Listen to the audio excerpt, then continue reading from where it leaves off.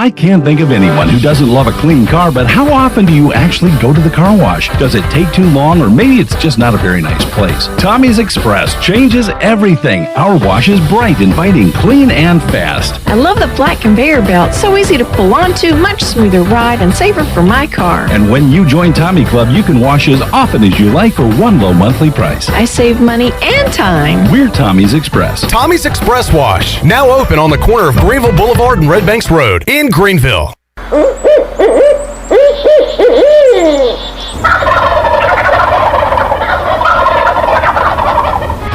Join us for the first annual North Carolina Strut Masters Championship on Saturday, April 10th. Presented by Crescent Tools. Brought to you by Mountain Dew, Yeti, Sam Jones Barbecue, Spring Hill Outfitters, and Nomad. Compete against some of the best turkey hunters in the country, like Michael Waddell, Hal Schaefer, and Nate Hosey. Live performances by Nate Hosey and much, much more.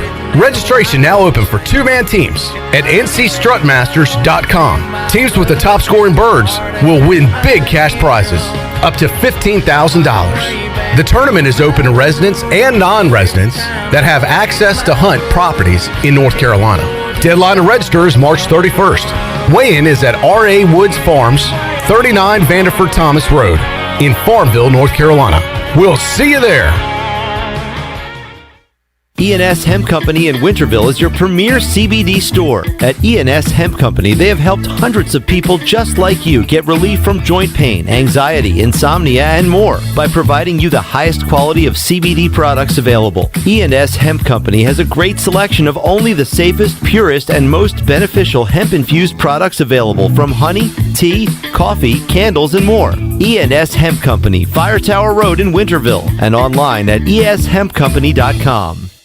If you love the food at Villa Verde, and hey, who doesn't? Now Villa Verde makes it even easier for you to order takeout. Tell us about it, Jay. If you go to myvillaverde.com, you can order online, and we'll have it ready for you to go. Plus, you can pick it up at either one of our locations. No waiting in line to pay, and no waiting at all. Just pick it up and go. With online ordering from myvillaverde.com or from our mobile app, plus even from our Facebook page. Villa Verde, now with 2 Greenville locations to serve you. Villa Verde, a platform for good. Your future is yours to create, and with the leadership development of Army ROTC, you're capable of taking command of it. Even in the midst of a pandemic, enrolling in Army ROTC prepares you to thrive as a full-time college student. Our specialized elective courses will equip you with the skills necessary to succeed in life, all while earning money for education. A strong future takes a strong force. Find out how to lead at goarmy.com/ECU. To learn more, contact Dale Anderson at 252-622-5346 or Anderson DAL at ecu.edu. This is Pirate Radio, WGHB Farmville, 1250 and 92.7 FM Greenville, WDLX Washington, 930 and 104.1 FM Washington. The following is an exclusive presentation of Pirate Radio, the voice of the pirate nation. Welcome to Pirate Radio Live. You can paint this with purple! Now live from the Pirate Radio studios in the heart of the Pirate Nation, here is your host, Clip Brock. Hello everyone, welcome in to Pirate Radio Live here on a Wednesday. Clip Brock here with you, coming to you on Pirate Radio 92.7 FM in Greenville, 104.1 in Washington. We're on 1250, 930. We are on PR927FM.com, and you can watch the show on Facebook Live and on YouTube. Subscribe to Pirate Radio TV. Check out all of our videos, including Mike Houston's post-practice comments from Tuesday. If you have not seen the video version of that, we've got the audio version of that coming up on today's edition of Pirate Radio Live, as we'll talk some Pirate football. Got a former Pirate football player joining us in hour 3 of today's show, Bryce Williams. He's been fishing today, and he will join us on the Fixed NC Live line to talk about his catch of the day. Got that coming up. Got the voice in hour 3 as well. Before that, you will hear those Mike Houston comments that I alluded to in about 15 minutes. So we'll talk some ECU spring football. Nolan Knight from WNCT Channel 9 will join us in the 3 o'clock hour to talk about everything going on here locally and beyond in the world of sports. Aaron Fitt from D1 Baseball joins us at 4 o'clock. We'll talk about the Pirates, the American, look around the nation of college baseball, and the new hosting rules and timeline as far as the regionals and super regionals go. Ask Aaron about that and what does that mean for East Carolina. We've got Nate Connor, Conley football coach, joining us on the show as well in hour number 2. So we are stacked and packed with guests and with news and notes to get to. And here is a reminder for myself and those of you out there. When MLB teams play a double-hander, as we call it now, thanks to Chandler, are you aware of the rules, Chandler? I'm following this Braves-Nationals game. It's over. They're in the 7th inning. I'm like, can the Braves hang on? And they can, because it's only a 7-inning game. I completely forgot about that. That's a short double-hander. It is. It's a shorty. The Braves have won a baseball game in 2021. You can't win them all, and you can't lose them all. That is true. That is very true. So game 1 is over. Game 2 coming up between the Braves and the Nationals. Nats are 1-1 now on the year, and the Braves finally get in the win column, Joe Angel. And good day for Ronald Acuna. Not a good day for Max Fried, but Atlanta still picks up the win. The Reds right now are hammering the Pirates. We'll talk about this with Jeff Charles when he joins us on the show. The Reds this year have scored 6, 9, 12, 5, 14, and they have 11 today. They are piling up the runs in Cincinnati. We'll talk to Jeff Charles about that. Right now, the Indians lead the Royals 2-1. Twins over the Tigers 3-2. Red Sox pounding the Rays, Shirley. Yes. 9-1, looking for their 3rd straight win. They won in like 13 or 14 last night, didn't they? It was a long one in Boston last night. They won in 12. Was it 12? Okay. Yep. Rangers beating the Blue Jays, I should say, 2-0. Cubs, Brewers, scoreless. That's what's going on right now in Major League Baseball. All right, Shirley and Chandler, we will go to your respective news desks and find out what is going on this Wednesday. Shirley, do you have any news and notes for us? Well, we do have some programming note. The D.H. Conley football game that was scheduled for Friday night has now been moved up a day. So Conley will face South Central at Hollywood Crossroads tomorrow night at 6 o'clock. So we will have the live coverage of that game tomorrow night. So we were going to run the Carl Lester Crumpler Sr. podcast on Thursday. We'll move that to Friday. So we're just going to kind of switch days there. We'll have that tonight. And we'll have it coming up tonight at 6 o'clock as well. So we've got all of that for you. And a couple of ECU notes, some former basketball players. LaShonda Monk, who played point guard for ECU women's basketball, is set to graduate with her bachelor's degree and has decided to transfer as a grad transfer to Ole Miss. She had originally decided to or declared for the WNBA draft and then has since withdrawn her name. She's got a year of eligibility left, and so she's going to go to Ole Miss, so good luck to her. And then Jaden Gardner had posted on Twitter yesterday that he is down to 5 schools that he could potentially transfer to. It's LSU, Virginia, NC State, Miami, and Arkansas. So those are the 5, and from all the sources that I've been checking on Twitter today, that a decision is going to be pretty imminent. So probably in the next couple of days we'll know where Jaden is headed. So we'll keep tabs on that. As we mentioned yesterday, the news breaking that the ECU football spring game has been canceled. However, spring practice resumed yesterday after a 10-day break due to COVID-19 protocols. So, as you mentioned, we'll have that audio coming up as far as football practice goes and how that went. I'm trying to think. There was something else, and I probably should have wrote it down, but I forgot. That's all I got. All right. There will be a spring football game, but there won't be a spring football game. Mike Houston will explain that coming up in his comments, that the guys will be having a game. Family members will be able to be there, media. Some media will be able to be there, but unfortunately not opening it up to the fans this year at Dowdy Ficklin Stadium. But we got a ton of Mike Houston to get to right after our first time out. Shirley, this might be what you were trying to think of. After 12 years at Arizona, Sean Miller has been fired today by the program. No, that wasn't it, but okay. No. But I did see that. That wasn't the one that was. I didn't realize he was there that long. Now, I didn't realize he was there that long either. Is he gone because of the play on the court or all the issues off the court? My guess would be the issues off the court. According maybe to a little bit of both. Arizona's AD, quote, "We appreciate Sean's commitment to our basketball program and to the university. After taking the many factors involved into the account, we simply believe that we need a fresh start, and now is the time. I want to thank Sean, Amy, and their sons for their service to the university. Wish them the best in the future." Yeah, if they are a 1 seed and winning Pac-12 titles and all of that, then, maybe they keep them around. But I think it's more to do with, like, all the off-the-court stuff, and you're not winning enough, so goodbye. We'll get somebody else in here. And, that's going to open up another domino. I mean, that's a pretty coveted job, I would say, in college basketball. Not what it was with the Lute Olson days, but still a very big job in the college basketball landscape. Is that Archie Miller's brother? It is. Archie Miller's still at Indiana? Archie Miller got fired like last week. Wow. Both Miller brothers. Gone. Now, do they join forces and go somewhere? Wow. That'll be interesting. Archie Miller played at NC State. Maybe they get rid of Kevin Keats and bring in the Miller duo. I don't think so. You don't think so? No.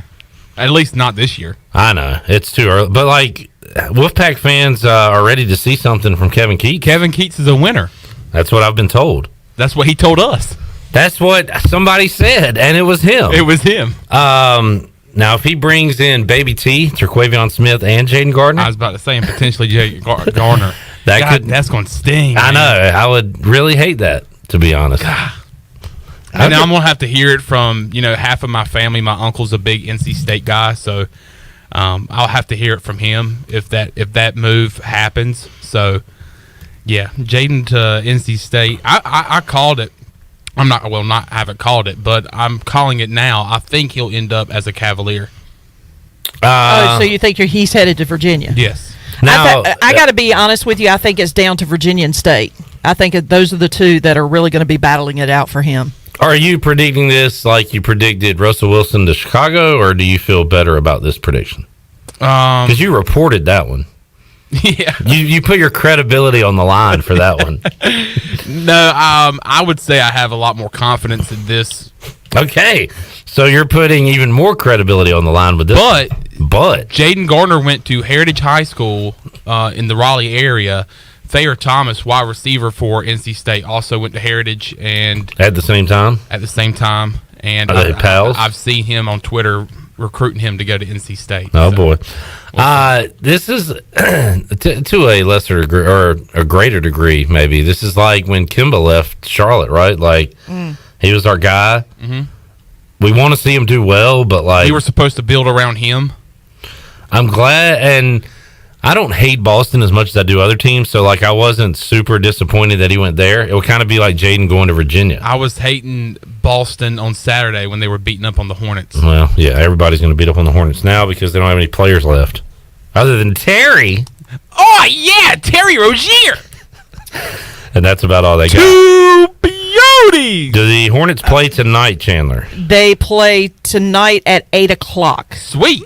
So on the road? At Oklahoma City. All right, they're favorites in that game. Hornets on the telly at AJ's. Road favorites. AJ Sports Trivia going on tonight at 8 o'clock. We'll have some hoops on and some baseball on. Major League Baseball, not my favorite sport to watch on TV, but something about warm weather, baseball on the TV at trivia on Wednesday nights while it's still light outside. Something about that just puts me in a really good mood. And I love the afternoon day games, just because I can be at work, I can pull up a game, and it's nice to kind of have that in the background too. The story I was actually looking for that I had forgotten was that initially the statement was that the cause of Tiger Woods' crash would never be released. And but the sheriff has released his assessment as far as what happened with Tiger Woods, and this is something that has corroborated several reports that floated out there, that there was a possibility that he was driving at a high rate of speed, and that's what the Los Angeles County Sheriff's Office says. They have confirmed that his crash was caused by excessive speed. According to them, Woods' SUV was traveling anywhere from 84 to 87 miles per hour on a downhill stretch of road that had a speed limit of 45 miles per hour and was actually going 75 miles per hour when his car hit a tree. So there's more to that. Well, the thing is that there were several reports that the hotel that he was staying in, that there were several witnesses that saw him leaving the hotel at a high rate of speed. Mm-hmm. So there were so and it went from 0 to 70 immediately. Yeah. Well, and the reason why that was brought up was because one of the witnesses was actually a person that was nearly hit by Woods' car in the parking lot. I do remember that, and that was why it was brought up. And at several points there were camera, they have cameras throughout the city. His car was spotted in several places. Some places he didn't appear to be speeding, some places he appeared going a lot faster than he should have been. So there's that. And then the other one I thought was kind of interesting just because of do you remember a wide receiver from Florida State by the name of Travis Rudolph? The name sounds familiar. No, I just saw this. I don't remember him. When did he play? I'm trying to find it. In He's 25 years old. Yeah, so, 2015 and 2016. And he left early from Florida State, went into the NFL draft, but he went undrafted, but he did spend some time with the Giants and the Dolphins. Didn't see a lot of playing time. He was with the Dolphins. He must be a good guy then. No, because he was arrested on charges of first-degree murder and attempted first-degree murder. So not a good guy. Not a good guy. Not a good guy. Anyway, that was why that was what I was trying to remember was the report from Tiger Woods. Now, it was last week that they reported that they had found some evidence or maybe some reasoning behind his crash, but they didn't release it because of personal reasons. So the speed thing, I mean, yeah, he was going, you said 75 and a 45, but there's more than that. Well, they said at the time of the accident, he was traveling somewhere between, or at one point on that road, he was traveling between 84 and 87 miles an hour, and then when he hit a tree, he was going to 75 miles an hour. And I knew that something had to have happened simply because of the fact that there were no brake marks, there were no skid marks. So he went, just went right off the road. Right off the road. He's lucky he's alive. Like a fresh pair of boxers. That's right. No skid marks. I don't, people care about different things and don't care. I don't care at all. I don't care. Well, you don't care. I guess. You seem to care, and that's fine. I'm not saying it's wrong. I don't. Oh no, I don't. No, I don't. I don't really care. I don't particularly care either. Other than I hope, just from a humanity standpoint. I mean, at some point you got to learn your lesson. I mean, you know what I'm saying? If what do you mean? What I'm saying is, okay. Like he's a habitual speeder? Well, habitual speeder, habitual wrecker. I mean, this is not the first wreck he's been in. I mean, how did he get busted for... He's the Ricky Stenhouse of normal drivers? Yeah. Well, I mean, how did he get busted with the whole scandal in the first place? At the very beginning. Somebody threw a golf club through his windshield. Well, that, and he hit a fire hydrant. When you leave today, I'm going to throw a golf club at your car. Yeah, see if I don't run you over. And there will be no skid marks, son. Well, there might be in the draws at that point for me. But I'm just saying, just from a standpoint, if you did do something that was not where there was not another contributing factor, let's say there was not a medical reason, like, for example, he had a medical emergency, didn't hit the brakes, that kind of thing. Tiger, the world is not your super speedway. Is that what you're saying? We need to get them off the roads? Look, I know there are people that prefer, if they make a certain amount of money, that they would just rather not drive. I get that. We had that conversation with you. I'd rather drive. I like to drive, I do but too. If I can't keep my foot off the pedal, if I've got a lead foot, at some point you got to go, I can't do this anymore. What was I going to say? Oh, it's not that I don't care, I don't care, but I'm just nosy, and I just want to know what happened and what's the reasoning behind Well, this. you're right. You are nosy. I am very nosy. And I love you, Chandler, but you are nosy. Like, why did this person get in trouble with it? Like, sometimes I am curious about things like that, but for whatever reason, in this particular case, I don't care. Yeah. I don't know. I understand exactly what you're saying. I'm just glad he's okay. I'm glad he's not dead. I think that's the most important part. I just hope at this point, you had a rather close call. Because it could have been easily maybe it's time to reevaluate some things. That's all I'm saying. It could have easily been another Kobe Bryant situation. Oh, yeah, no question about it. Yeah. That's all I'm saying. All right. Just reevaluate. That's all. Hurricanes win last night. 5-2. Jordan Stahl, 2 goals. All right, there you go. All right, Tony Dunn. Okay, Hockey Shirley. I'm not Hockey Shirley. I did my research. Call her that one more time. She'll come through the glass, through the penalty box. Like freaking Danger Mouse. The Hurricanes will take on the Panthers once again on Thursday evening at PNC Arena. Who are they playing Thursday? The Panthers. Oh, so they're playing them. Carolina versus Go Carolina. Florida. Okay. Panthers. Chandler rooting against the Panthers. I saw where Deshaun Watson lost his Nike deal and Beats by Dre I saw deal. Beats by Dre. I didn't see Nike. Yep. So Nike dropped him as well. This is things have gone from bad to worse with him because there were 2 additional lawsuits yesterday. So Nike and Beats by Dre just said, "Yeah, I think it's about that time we separate ourselves from Deshaun." So I don't know. I said this off there that and the older I get, the more I just don't like anybody and think that everybody is bad.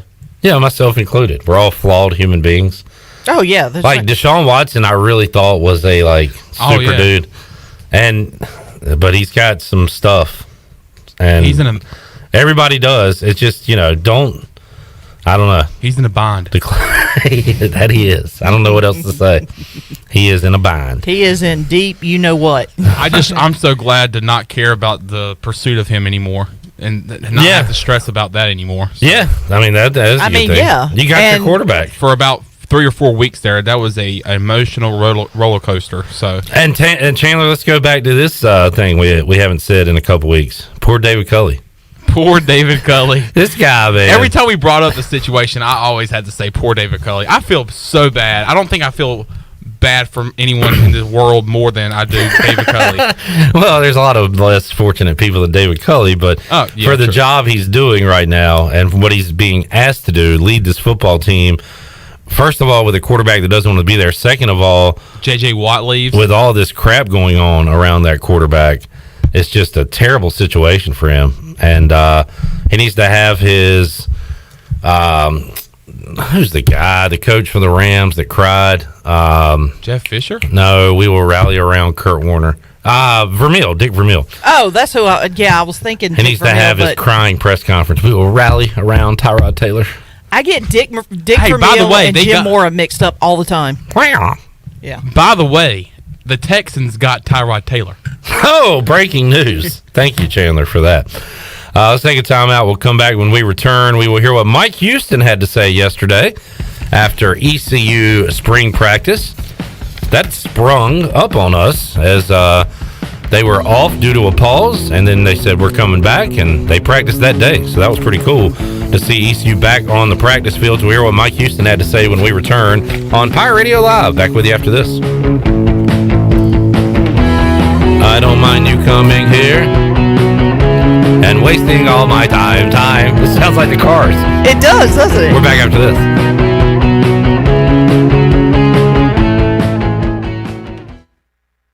Builder for over 40 years is Greenville Pool and Supply. From fiberglass to vinyl to custom concrete, they do it all. And if you already have a pool, make sure your water is clean and safe this swim season with the help of the pros at Greenville Pool. If you bring a water sample to them, they'll test it for you in the store for free. And going on now is the annual water care sale with 20% off all water care products in the entire store. The 20% off sale is going on now until Saturday, April 17th, but only at Greenville Pool and Supply.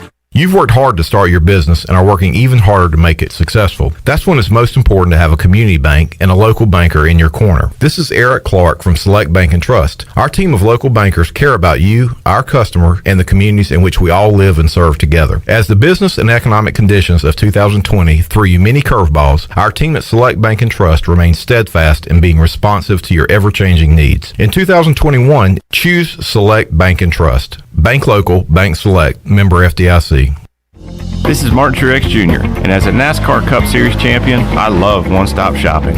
When I need fresh tires or fuel during a race, my pit crew takes care of everything.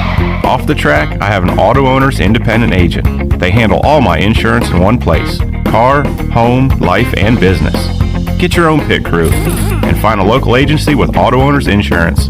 This is Jeff Gibson with Town Insurance in Greenville. Call me today at 756-8300. Go Pirates!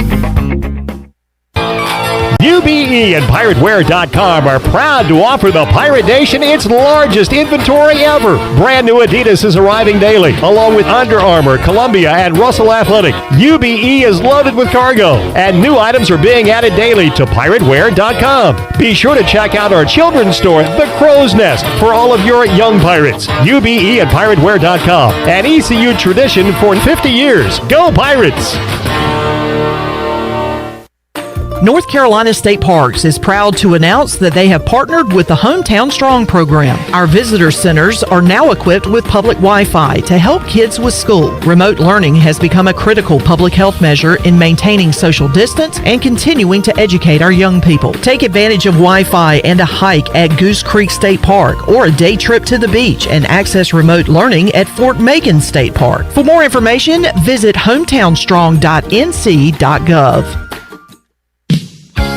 Farmville Flower Basket and Gifts is your hometown shop for gifts and fresh flowers. You can find unique items like Brewmate and apparel by Southern Couture, Simply Southern, and Bella Cotton. The Farmville Flower Basket also has items coming in daily for the spring and summer. Whether it's a gift or a flower arrangement for that special someone, you can find it at Farmville Flower Basket and Gifts. Give them a call today at 753-4217 or stop by their shop on Main Street in Farmville. For years, Callie Ann Phelps has been singing about Phelps Chevrolet. Phelps Chevrolet is the one for you. Low prices, service too. See the big dealer right away. Carolina's finest, Phelps Chevrolet. And you'll agree with what Skylar Phelps has to say. Nobody beats Phelps Chevrolet's prices. Nobody. The name you can depend on. Phelps Chevrolet. Get you one. Find new roads with Chevrolet. Then come find yours at Phelps Chevrolet in Greenville. East Coast Grading and Utilities is your source for clearing, hauling dirt, and concrete work. East Coast Grading and Utilities handles all sewer and water issues as well. I'm David Vaughn. Whether putting in a new subdivision or helping you with any and all of your drainage problems, I can get the job done. Call me at 531-7494. No job is too big or too small. East Coast Grading and Utilities. Friends helping friends. 531-7494 for East Coast Grading and Utilities.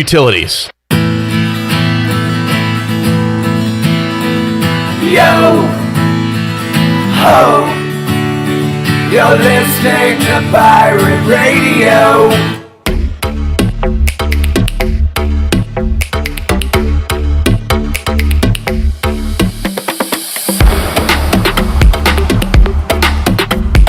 You're listening to Hour 1 of Pirate Radio Live. Now, back to the show. Welcome back. If you've got damage from wood rot, get it fixed. How about damage from smoke or fire? Fixed. Damage caused by water? Fixed.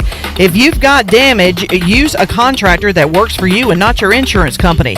Visit fixednc.com today or call 999-0001. That's 3 9s, 3 zeros, and a 1. Fixed NC, restore, renew, maintain. Now let's head back in to Pirate Radio Live. Here's your host, Clip Brock. All right. Some of these songs that you play, these generic beds, sound like real songs sometimes. Yeah. The first one sounded like the Cars. This one, not as much, but when it first came on, it reminded me of Promiscuous Girl. Oh, yeah, Promiscuous Girl. God, that was bad. Ooh. That was really bad. Timbaland and Nelly Furtado. Nelly Furtado. I know my songs. Yeah, that was a good song. Great beat. I killed it in trivia. That clip was watching earlier today. Yeah, we were watching the Dozen Trivia, one of my favorite things to watch during the week, and they had some name this 1980s song. I bet Chandler would be good on that too, because for whatever reason, I mean, he's an old soul. Yeah, that's true. I think he could get at least one of them. Well, we'll play it during the next break. Yeah, see if he gets it. But yeah, he said, I came in and Clip was like, "Oh, you're just in time." He was like, "See if you can guess this song." And as soon as it played, I was like, "Oh yeah, I know that song." You would be really good on Name That Tune, because you get to like bet down. Like I could name it in 3 or 4 notes. Yeah. Yeah, sometimes because you got them immediately. Yeah, it's sometimes I need at least a second or two. Well, yeah, Shirley, that's not a lot of time. I Yeah, don't know. but You're no, talking 'cause you about gotta- 1 second. Yeah, but in Name That Tune, you have to go by notes, not time. See, what kind of were they can playing? name it in 1 note or 2 note or 3 notes. Well, it goes down and then they stop. And then I don't know if the producers tell the contestants this, but they have like an attitude. They're like, Clip, name that tune. Oh yeah, they're like, hey, really milk this.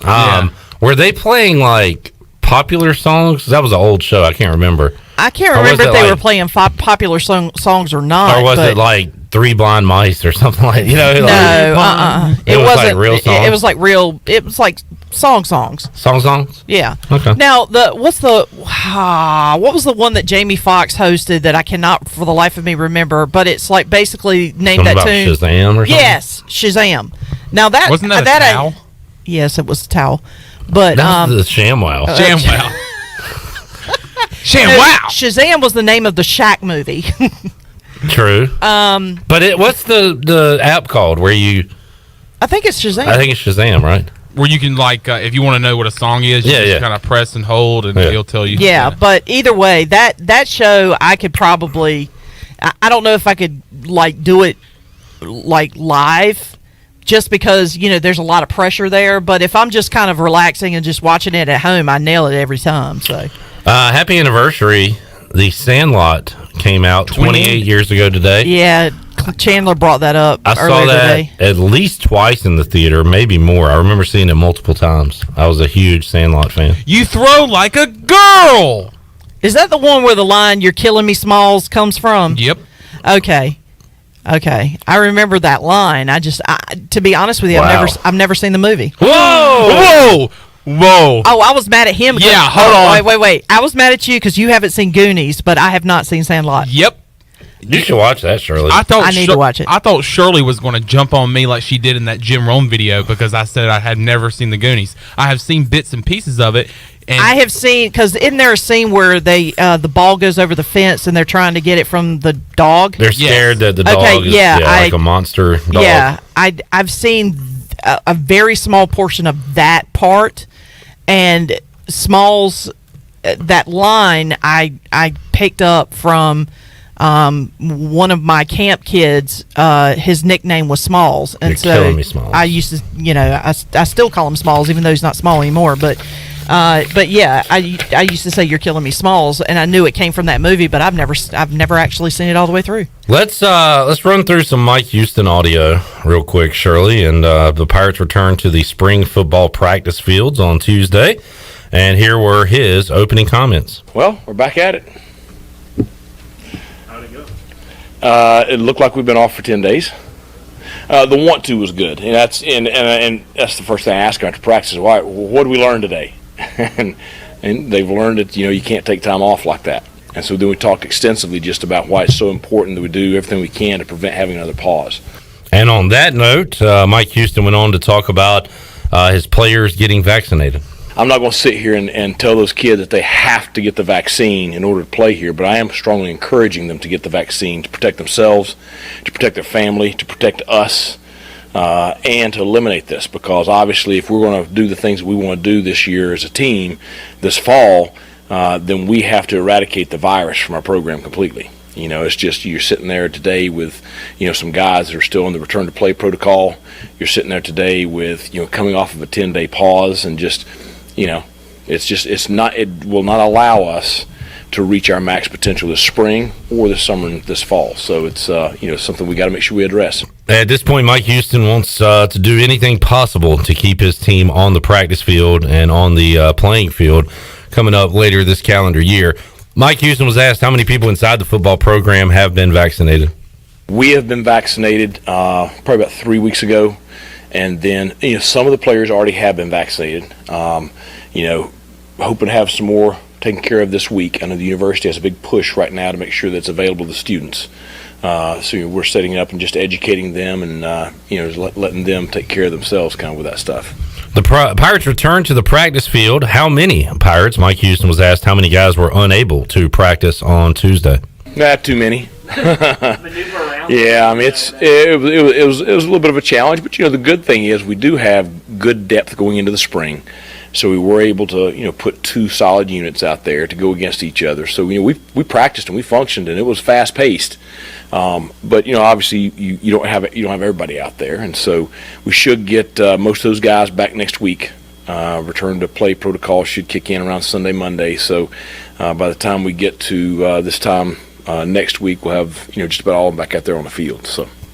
It was announced yesterday there will be no spring football game for fans to attend in Dowdy-Ficklin Stadium. Mike Houston talked about that and did make sure to point out that there will be a spring game. It just won't be able to be attended by fans. We are going to have a spring game, the football program. Now, it's I understand everything from the university perspective and the athletic department perspective of, it's just one of those things where, we're going to have it on the 17th. We had the pause, so we can't have it on the 17th. You can try to announce another date, but, things have to go smoothly in order for that to work. Now, we're planning on things going smoothly, but, you may have to adjust. And so, just to avoid just some of the disorganization is that a word?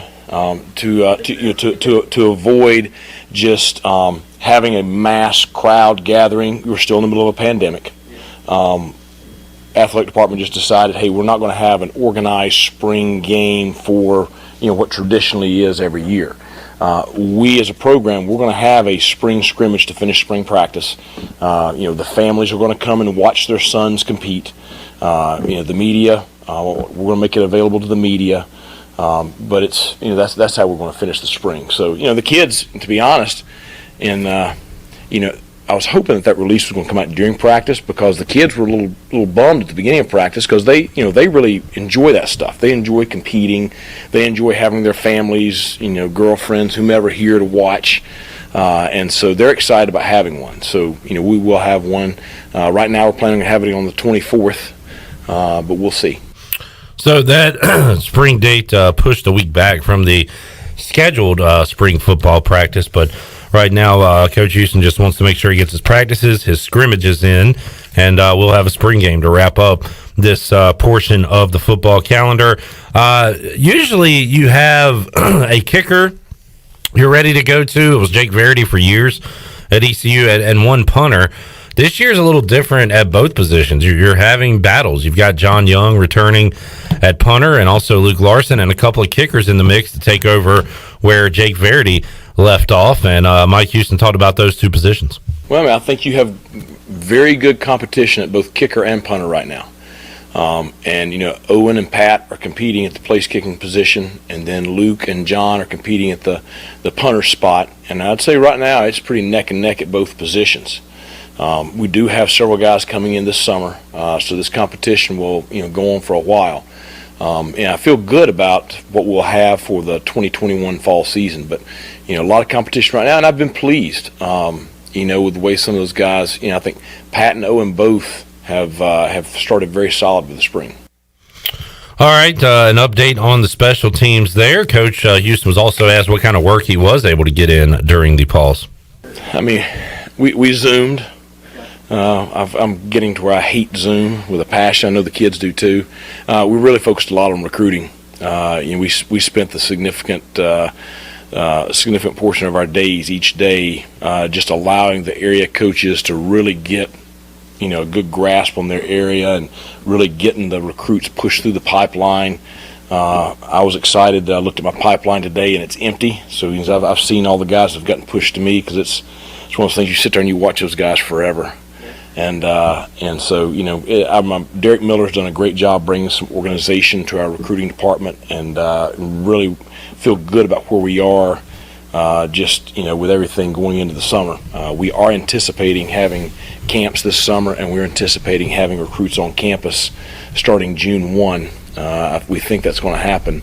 And so we're looking at June as pretty much, you're not going to have a day off in June. You're going to have kids on campus, just about every day.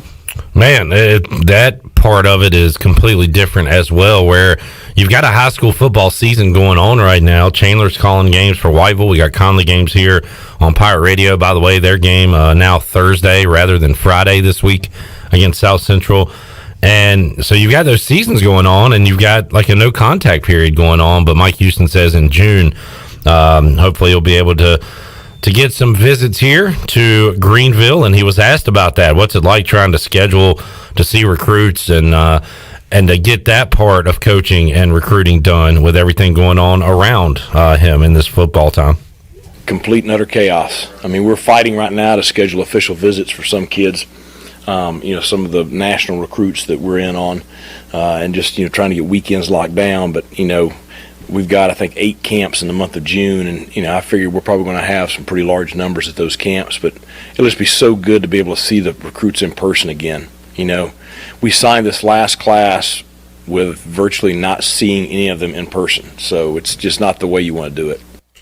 All right, the Pirates returning on Tuesday. Mike Houston was asked if he noticed the older guys out there were maybe a little ahead of the younger guys after the week off. Yeah, I mean, I think some of your experienced older guys, they handled it a whole lot better than the young guys did, which is not surprising. Holton did everything he can from a leadership standpoint. I thought some of those older offensive linemen, Sean Bailey, Avery Jones, I say he's older, he's still got a lot of eligibility left, but I thought those guys did a good job. I thought, Keaton, he did a good job. Rajay was struggling a little bit with his conditioning today after his layoff. From the beginning, and defensively, I thought the Miles Berry and Jawan Powell and DJ Ford and Jaquan McMillan and those guys really did a good job of keeping a lot of energy out there. All right, Mike Houston also asked, what is the plan for Thursday?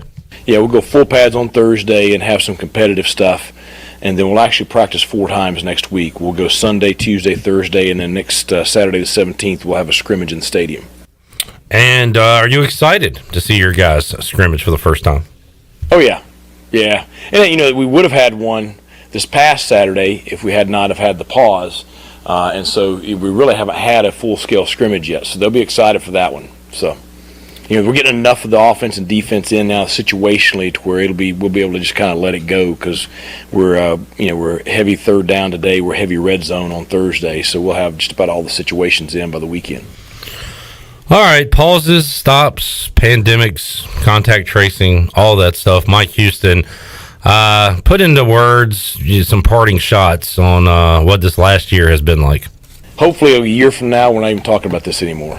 There you go. Well said. Mike Houston, head football coach of East Carolina. We'll talk some more football later on in our program. Bryce Williams is going to join us on the show. There is Coach Houston from Tuesday. You can see the video in its entirety on our social media accounts. Check out Pirate Radio TV on YouTube. All right, we'll take a time out, come back, see what's going on in the world of sports and around here locally with Nolan Knight from WNCT Channel 9. He joins us on the other side to wrap up Hour 1 of Pirate Radio Live. More to go after this.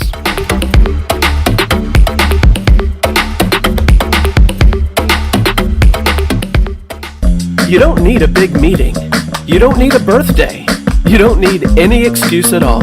You just need to love subs. Times 12. Order the Jersey Mike's catering box today. Jersey Mike's. Be a sub above. Good things come to those who wait. At Jersey Mike's, they also come to those who don't. Download our app, order ahead, and skip the line. Cut to the Chase by Jersey Mike's. Be a sub above. The convenience of Pitt Greenville Airport is waiting just outside your front door. Service is back, so you're connected to destinations worldwide through flights from American Airlines. Plan your next trip. Book your flights today at flypgv.com or aa.com. Ready to travel and take a trip? American Airlines has recently added more flights in and out of PGV. Book today and enjoy the friendly convenience of flying from your local airport. American Airlines, now with more flights available at PGV. Book today at AA.com. PGV, where the pirates fly. Here today with the closed hand, also known as Denton Hardy to his friends and family. Why F3? Because it's at a time in my life when I need a little bit of purpose and to get up in the morning and to get going for the day, it helps me. One letter, one number, F3. Fitness, fellowship, and faith. All workouts are free of charge and open to all men. Leave no man behind, but leave no man where you find him. Learn more today at f3enc.com. If you wake up in the morning with a backache, feeling more tired than you did when you went to bed, you probably need a new mattress. And the best place to get that mattress is Factory Mattress. Hi, I'm Kirk Smith, General Manager. For more than 40 years, Factory Mattress has been Greenville and Wilson's local mattress dealer. We guarantee the lowest price on the area's best selection with over 50 models to choose from. No seconds or overruns. Factory Mattress offers only first quality direct from the manufacturer. Sealy Posturepedic, Beauty Rest, Stearns & Foster, and Tempur-Pedic. The most highly trained sales associates with over 60 years of combined experience. Same as cash financing with zero interest up to 48 months and free local delivery. Face it, to have a good day, you've got to have a good night. So sleep better knowing you saved money at Factory Mattress, locally owned on Greenville Boulevard in Greenville, on Forest Hills Road in Wilson, on the web at factorymattressusa.com, and a proud member of Pirates Supporting Pirates. At U.S. Cellular, we see our customers as more than just customers. They're neighbors. When you switch to U.S. Cellular, you can get the new Samsung Galaxy S21 5G for free with no hidden requirements. As a neighbor, you deserve it. U.S. Cellular, America's locally grown wireless. Terms apply. See uscellular.com for details. Does the idea of going to your local U.S. Cellular store make you feel a bit uncomfortable? Tired of the hassle of waiting and wearing a mask? Let Toby Williams and his outside sales team take away that worry. They will come right to your home or office and drop your phone off on the porch or at the front desk for you. Saving you time and worry is what the team at Cellular Warehouse is all about. Call Toby today at 252-799-7051 and let them help you with all of your wireless needs. Cellular Warehouse, your local U.S. Cellular authorized agent. Let us help you get back to business. This is Donald Stocks and Justin Judge of PIP of Eastern North Carolina. We're ready to assist your business with branded PPE. Would you like face masks with your logo? We can do that, plus custom social distancing signage. Now is the time to ramp up your marketing efforts. Whether it's cutting-edge, contactless, touchless marketing, or traditional direct mail, we can do it all. We are PIP of Eastern North Carolina. This is Brian Bailey, host of The Brian Bailey Show, and you're listening to Pirate Radio, the voice of the Pirate Nation.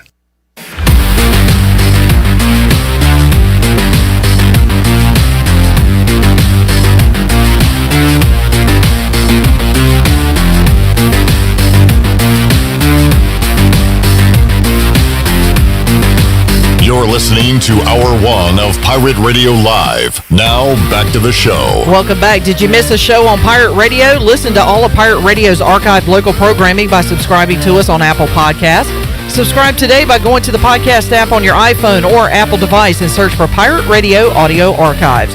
Now let's head back into Pirate Radio Live. Here's your host, Clip Brock. Back with you on Pirate Radio Live here on a Wednesday. Still to come on today's show, we'll talk to Aaron Fitt from D1 Baseball. He'll join us coming up at 4 o'clock. Nate Connor, head football coach at D.H. Conley, will be on during the 4 o'clock hour as well.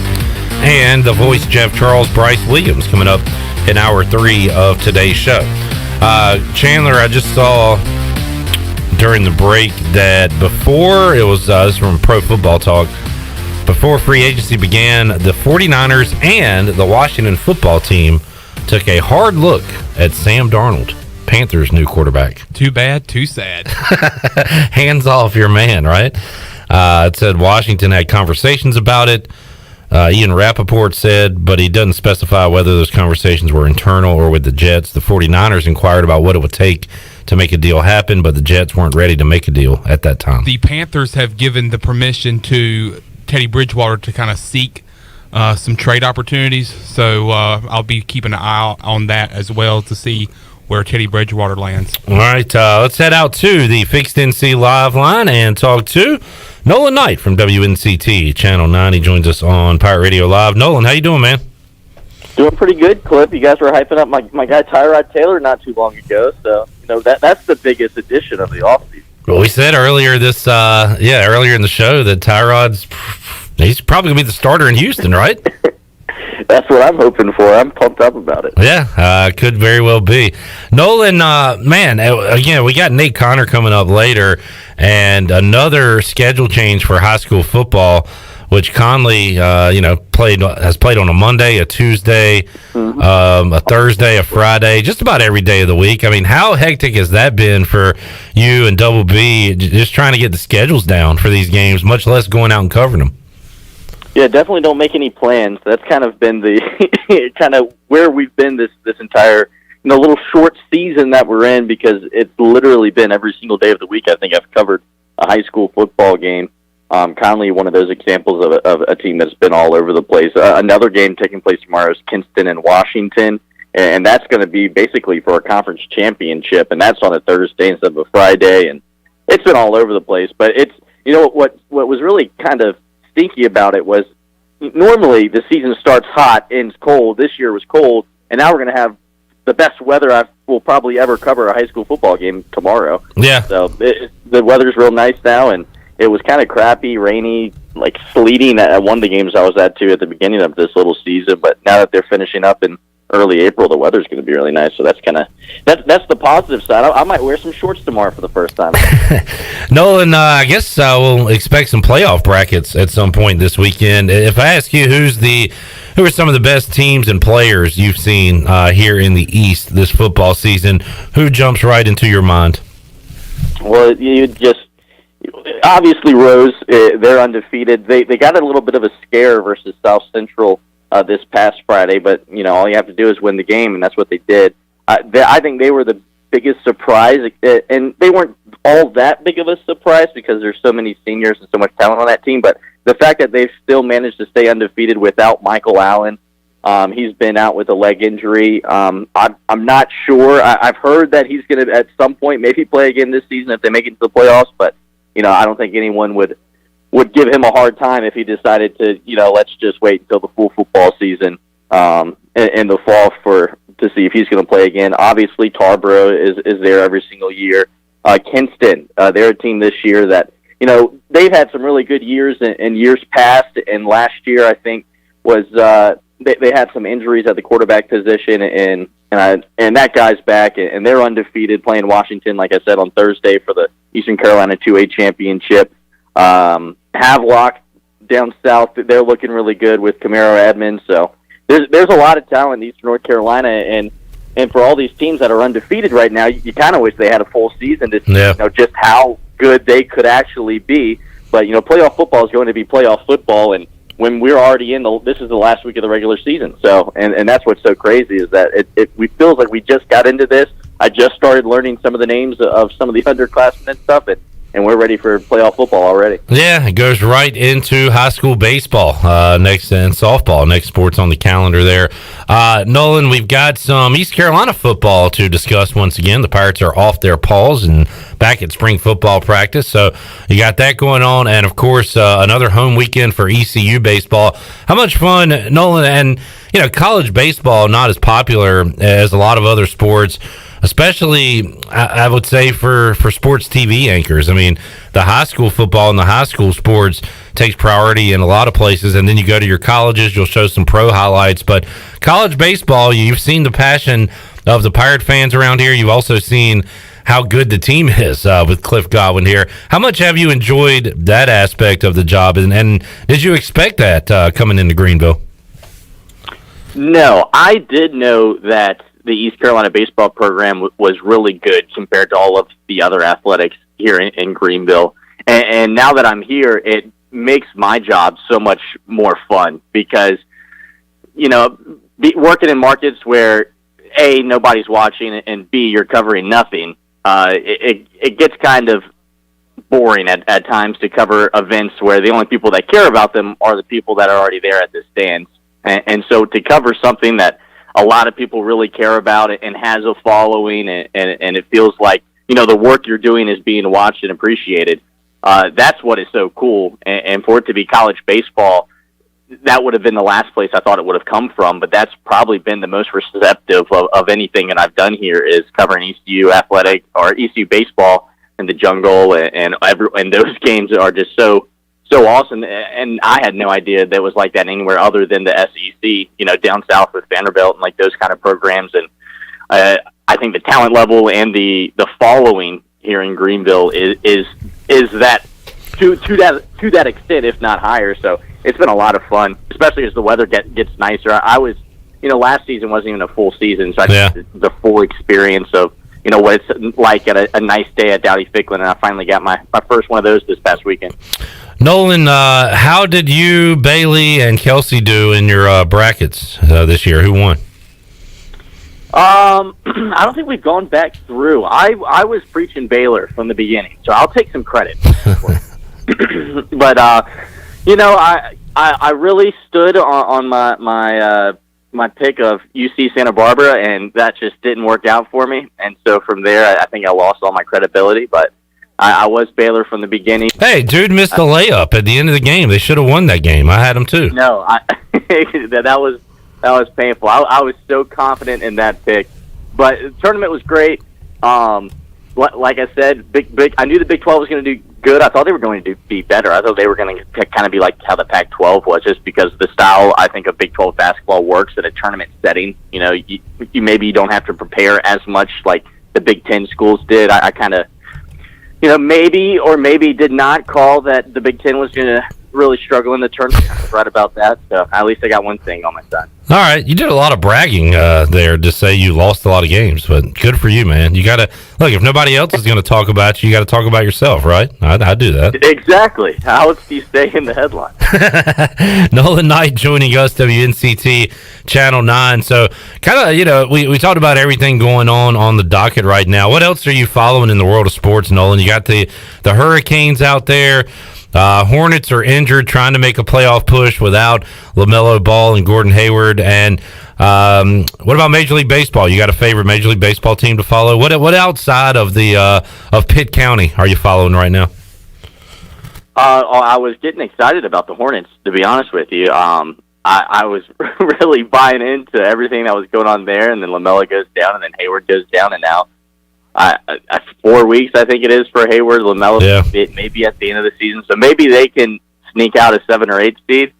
And that's kind of what I was looking forward to be completely honest with you. Not the biggest MLB fan, but I have seen the Sandlot, so I mean maybe that says something over Shirley there. But you got that going over Shirley Roads right now. All right, Nolan, what's coming up this week? Set the table for us on WNCT Channel 9 Sports.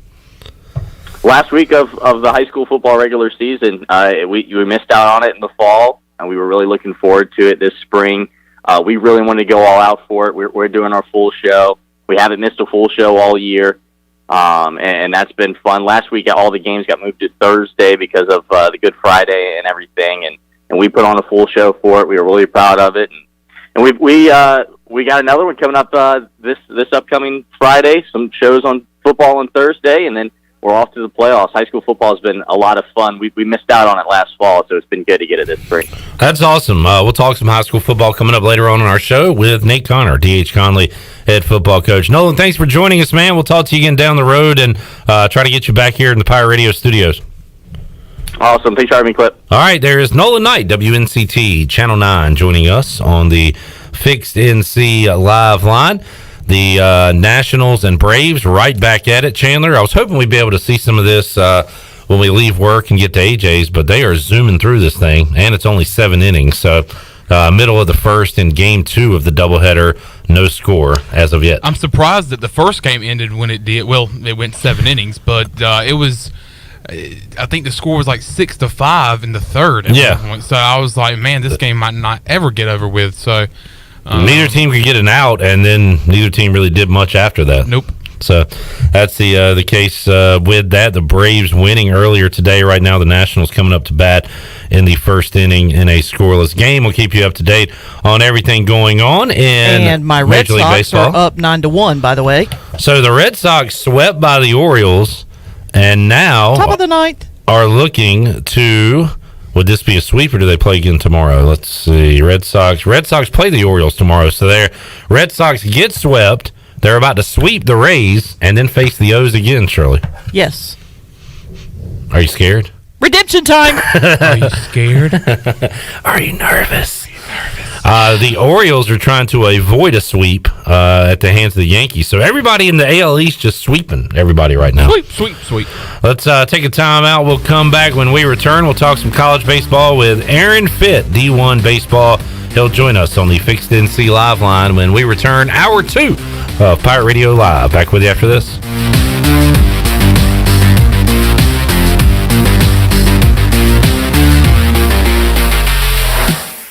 The Pirate Radio Podcast. You might know him as Lee D. I know him as Dad. Troy and his sister both were with us, and they slept. And it was 2 o'clock in the morning, and they had slept on the plane. They had slept on the ride from Baton Rouge. They wanted to go out on Bourbon Street. Heck yes. So we go out on Bourbon Street, and the first thing that happens is some drunk comes rolling down the street and lands at Troy's feet. It so upset both the kids that was the end of Bourbon Street for that night. Listen to every Pirate Radio podcast now by visiting our podcast channel and subscribing in Apple iTunes or SoundCloud. The Pirate Radio Podcast is powered by White Claw Hard Seltzer, proudly distributed by Coastal Beverage.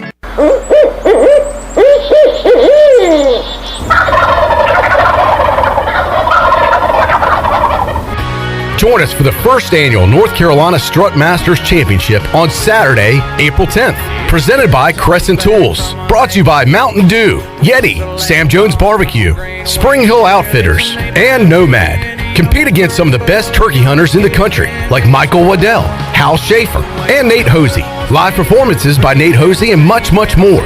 Registration now open for 2-man teams at ncstrutmasters.com. Teams with the top scoring birds will win big cash prizes, up to $15,000. The tournament is open to residents and non-residents that have access to hunt properties in North Carolina. Deadline to register is March 31st. Weigh-in is at R.A. Woods Farms, 39 Vanderford Thomas Road in Farmville, North Carolina. We'll see you there.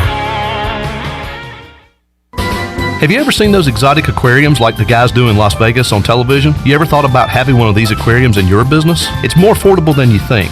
This is Hal Pruitt with rentafishtank.com. We can make having an aquarium in your business turnkey with no work, cleaning, or hassles for you. Rentafishtank.com creates a relaxing atmosphere and keeps children occupied. Rentafishtank.com already services many dental, pediatric, and doctor offices, plus hospitals and senior living centers. Check us out at rentafishtank.com.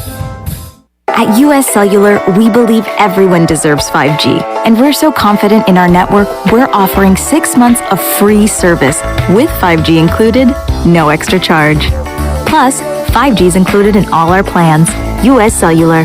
Taxes, fees, and additional terms apply. See store or uscellular.com for details. This is Brandon Tate, owner and operator of Atlantic Wireless, an authorized agent for US Cellular since 1997. Visit atlanticwireless.com to find the store near you. We go beyond the call. In studio today with Natalie Edwards from AG Home Solutions and eXp Realty. Natalie, you have a unique partnership because you work in the real estate market and also work with AG Home Solutions. How does that help your clients? So it's interesting, the trends that we're currently seeing in real estate. Inventory is so low. We're seeing a high percentage of folks who want to renovate their spaces, perhaps add a home office because now they're working from home. And so they come to us with those design ideas and we're able to help them navigate through that. What other trends are you seeing in the marketplace right now? Yeah, so we're definitely seeing increased needs for home office space, folks being able to do virtual learning from home. So how can we redesign that space so it's functional? We're also seeing folks that do want to take advantage of this being a seller's market, and so they want to freshen up that space and get it ready to put on the market. And so we can come in and provide them with some good guidance on things that they might want to consider before they list their property. For real estate or remodeling, how can folks contact you? 252-947-2526 or aghomesolutions.com. National Signing Day has come and gone, but that doesn't mean the recruiting news cycle is stopping. In fact, the Pirates still have their sights set on top targets in the transfer portal and have already turned their attention to the 2022 class. HoistTheColors.net has the latest on ECU recruiting from a football perspective, and we also cover basketball and baseball commitments like no others. Sign up now and get your first month for a single $1 to get the latest scoop on your favorite Pirate teams, along with in-depth baseball and spring football coverage in the months ahead. HoistTheColors.net. This is Pirate Radio, WGHB Farmville, W224EI Greenville, WDLX Washington, and W281CH Washington.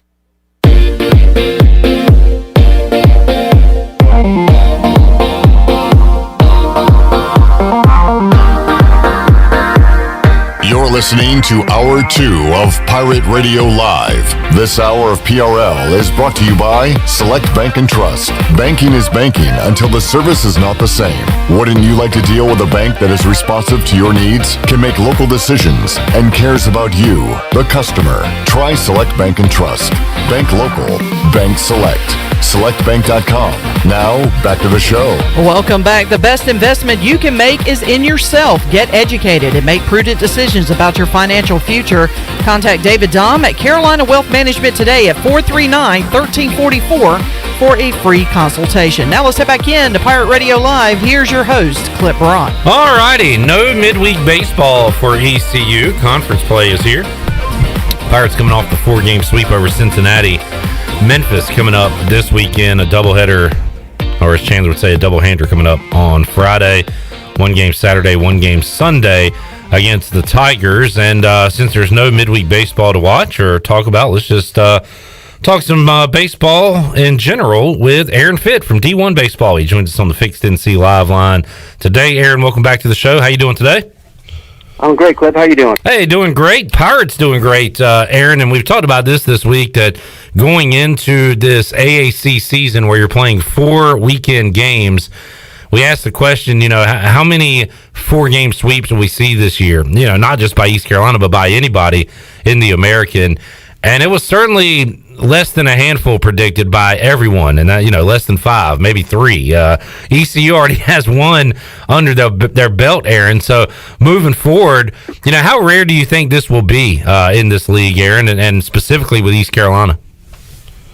Yeah, I mean, it's always hard to sweep a 4-game series against anybody. You guys were right, I think, in your estimates. We're not going to see a whole lot of these, and frankly, the rest of the league probably will be challenged to do it at all. But I do think East Carolina is just so much better than everyone else in this conference that this might not be the only time we see the Pirates complete a 4-game sweep. I mean, this team is so complete, and they actually have 4 starters, that they can rely upon, which is very unusual. I think they're just built to really steamroll this conference. Aaron, when you look at what ECU has done the past couple of weeks, they beat North Carolina and are able to kind of get revenge from the loss to North Carolina. When you lose like a midweek game there and you lose to Elon on the weekend, you got some making up to do. When you sweep an opponent beat an opponent 4 times in a row like they did Cincinnati, is that a net gain, a net negative, kind of an equal deal? Do you get back to par when you're able to do something like that from when maybe you lose to an Elon in North Carolina? You know what I mean? Like where do the Pirates stand right now as far as where they were, say, before that Elon loss? How bad did that hurt them, and how much have they been able to make up for that? Yeah, I mean, I don't think the loss was even really a factor. Nobody goes undefeated in baseball. And the best team doesn't always win, any given day. I mean, certainly, it's almost like there's no such thing as an upset in baseball because it's baseball. I mean, it's momentum is good as the next day's pitcher, as they say. Look, I think that at 22-5, I mean, there's really almost no nitpicking you can do with East Carolina's season to this point. And, obviously we value weekend performance more than midweek performance. Because that's when your best guys are going up against the other team's best guys, and conference games certainly have elevated significance also. So ECU's been really good on the weekends, really, really good. I mean, I think they've lost 1 or 2 weekend games all season. It's just darn impressive what they've done. Pirates and Tigers going at it this weekend at Clark LeClaire Stadium. Aaron, wanted to get you on this week to talk about Also, the new guidelines for hosting regionals, super regionals, they're going to have. And when it first came out, and we'll get you to clarify it a little bit, but when the wording was predetermined regionals and super regionals, I was a little bit confused on that, but teams are able to still put their bids in. Now, the timeline has been pushed up a lot. I think the bids have to be put in by next week, if I'm not mistaken. And at first, we kind of looked at that and said, all right, I don't know, is this a negative for a team like ECU? But now looking at it, I mean, if their resume is good enough and they get a bid in, Aaron, should this affect East Carolina at all? How do you think these new guidelines affect ECU specifically? I certainly don't think it'll hurt the Pirates, because when they announce these 16 host sites on May 10th, I suspect East Carolina will be sitting pretty. I mean, I think it's still going to be heavy on merit-based. I mean, there could be other factors.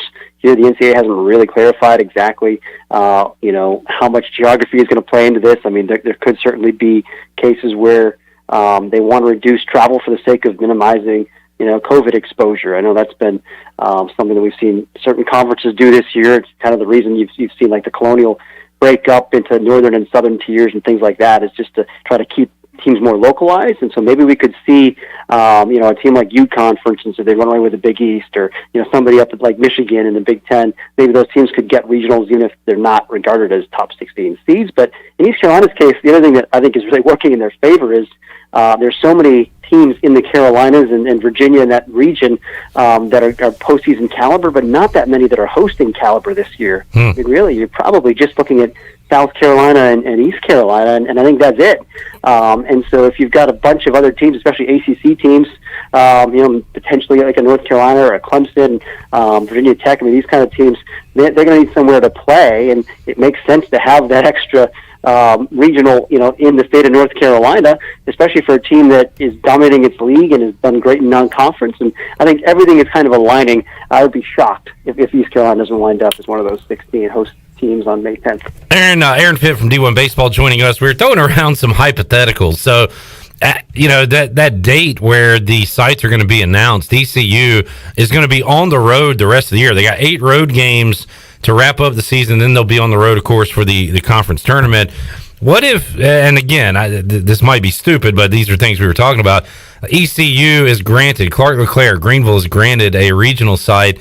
What if ECU goes on a losing streak? At that point, would they play in Greenville as a 2 or a 3 seed, or would they be shipped out somewhere else and somebody else is the 1 seed and ECU's not even playing in Greenville? Have you thought about any of those scenarios? Is any of that stuff possible?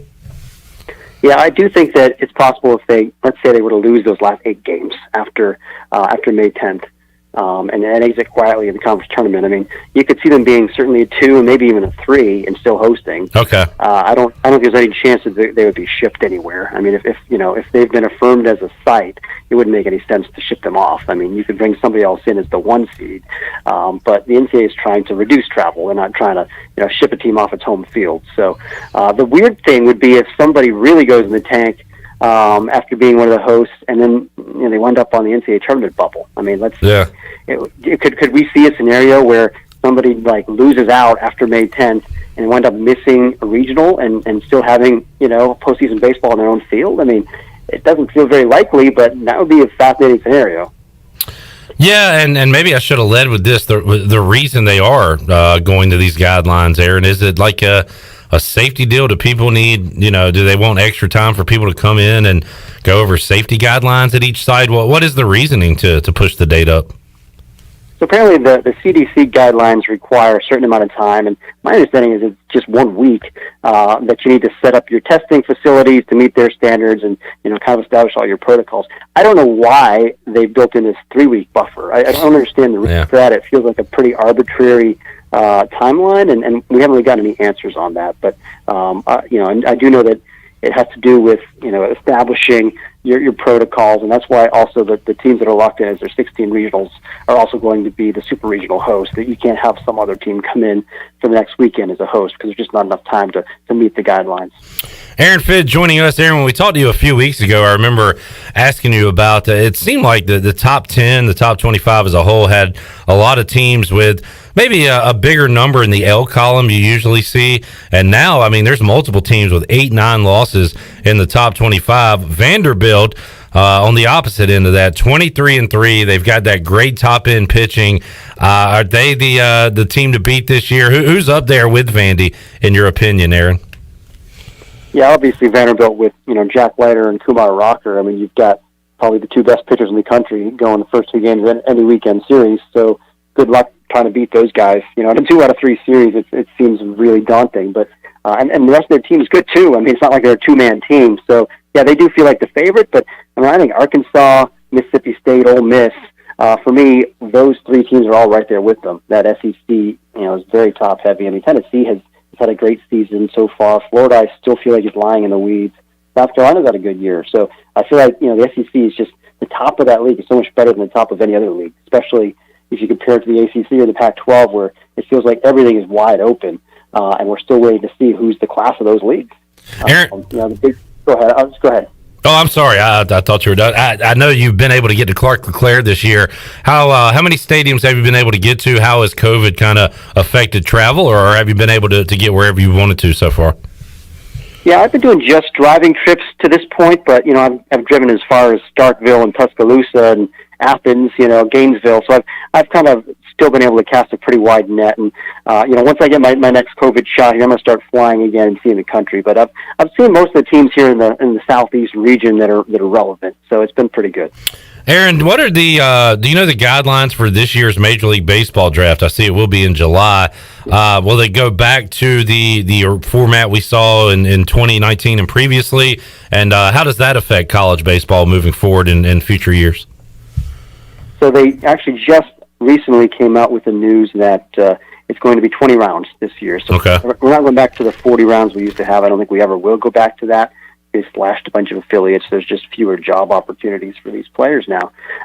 But 20 rounds, I need to kind of do more research into exactly what they're going to do as far as signing bonus restrictions and all those kinds of things, because last year they really were into cost-cutting mode. And I think, this year they're going to allow more latitude for spending in the rounds 10 to 20, but I suspect they're still going to try to limit that spending as much as they possibly can. But I think we'll be closer to a normal feeling draft this year. So they're going to lower the rounds, but if they do raise the money, like is this a good thing for college baseball in your opinion? You think we'll see more good college players stay in the game with the less rounds, or do you think it won't have much of an impact there? Now, the thing I worry about in the long term is whether it demoralizes players if there's just fewer opportunities to go play pro ball. It kind of maybe it convinces fewer guys to chase the dream. Yeah. I feel like fewer job opportunities is the bad thing for the sport, and I think it's a short-sighted move. And I think taking minor league baseball out of a bunch of markets around the country, maybe they don't have access to a big league team. I think it's short-sighted, and I really don't care for the way that Commissioner Manfred is taking the sport, but we just got to make the best of it. And in some ways, it will be good for college baseball. They are emphasizing using college baseball as kind of a feeder system for pro ball, and so maybe our overall product will improve in the short term. I just hope that we don't damage the overall game in the long term. Yeah, talking to Aaron Fitt, you can go to d1baseball.com and spend an entire day there. So much stuff from Aaron and Kendall Rogers and the guys. Aaron, I'm curious. I'm watching, I follow my Braves. I'm watching the Hurricanes, the Hornets. I was locked into the NCAA tournament. You are all in on college baseball. What are your interests outside of that? Do you follow any other sports? Do you have any hobbies during the college baseball season, or are you just too locked in and focused on college baseball? The one great thing about what I do is I cover a lot of night games, and so I take my golf clubs with me on the road, and I'll have a chance to squeeze in 18 holes in the daytime before I cover a game. So, I play a lot of golf. I take the dogs out for a hike during the week. And certainly I like watching Major League Baseball when I get a chance, but it's just so much harder to lock in on that. And frankly, I like the college product a lot more than the big league product. Aaron, we always enjoy your time here on Pirate Radio. Thanks for joining us today, and we'll talk to you again down the road, man. We appreciate it. All right, Cliff, you got it. There is Aaron Fitt from D1 Baseball. And again, they've got their podcast. You can, of course, look at the rankings and see that East Carolina is sitting at 9th right now. But they also have their projected field of 64. Tons of great stuff there at D1 Baseball. And, a million polls out there. You know that Aaron and Kendall Rogers and those guys know their stuff at D1 Baseball. And speaking highly of the Pirates for good reason. And also, I think that should maybe calm the nerves of people who think the new guidelines for the hosting a regional and super regional could hurt ECU. Sounds like it's not going to be an issue for the Pirates. If their record is good enough, if they're playing well enough at that time, and they're going to put a bid in. They're going to try to get postseason back at Clark LeClaire Stadium. I think the Pirates are in pretty good shape to once again host a regional. And man, the key there would be hosting a super regional, but I don't know if ECU will be able to. They're going to have to keep running the table on these weekends if they want to do that. Starting with Memphis coming up this weekend. All right, let's get a break in. We'll come back. When we return, we will talk to the head football coach of the D.H. Conley Vikings, Nate Connor. And then later on this hour, do you want to hear 3 people have a Masters fantasy draft that don't know anything about golf? Well, guess what? You're in luck. Because myself, Chandler, and Shirley don't know a lot about golf. We're not Mully. We're not Greeny. We're Clippy, Channy, and Shirley. And we'll have our fantasy Masters draft coming up later on this hour as well. All that and more on the way on Pirate Radio Live here on a Wednesday. Back with you after this.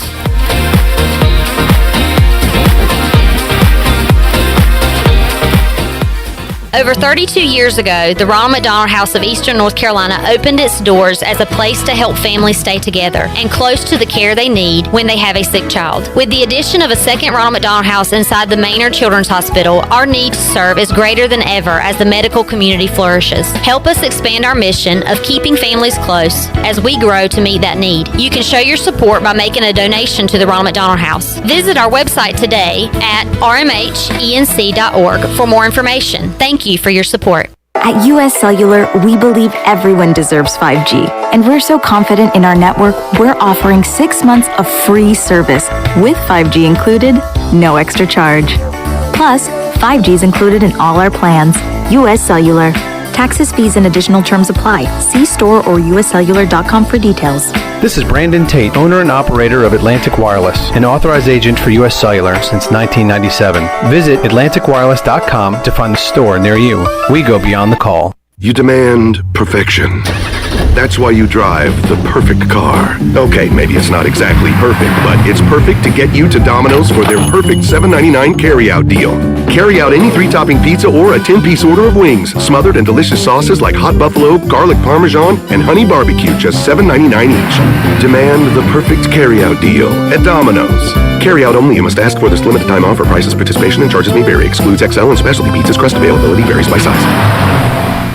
Spring is a great time to plant flowers, trees, and bushes.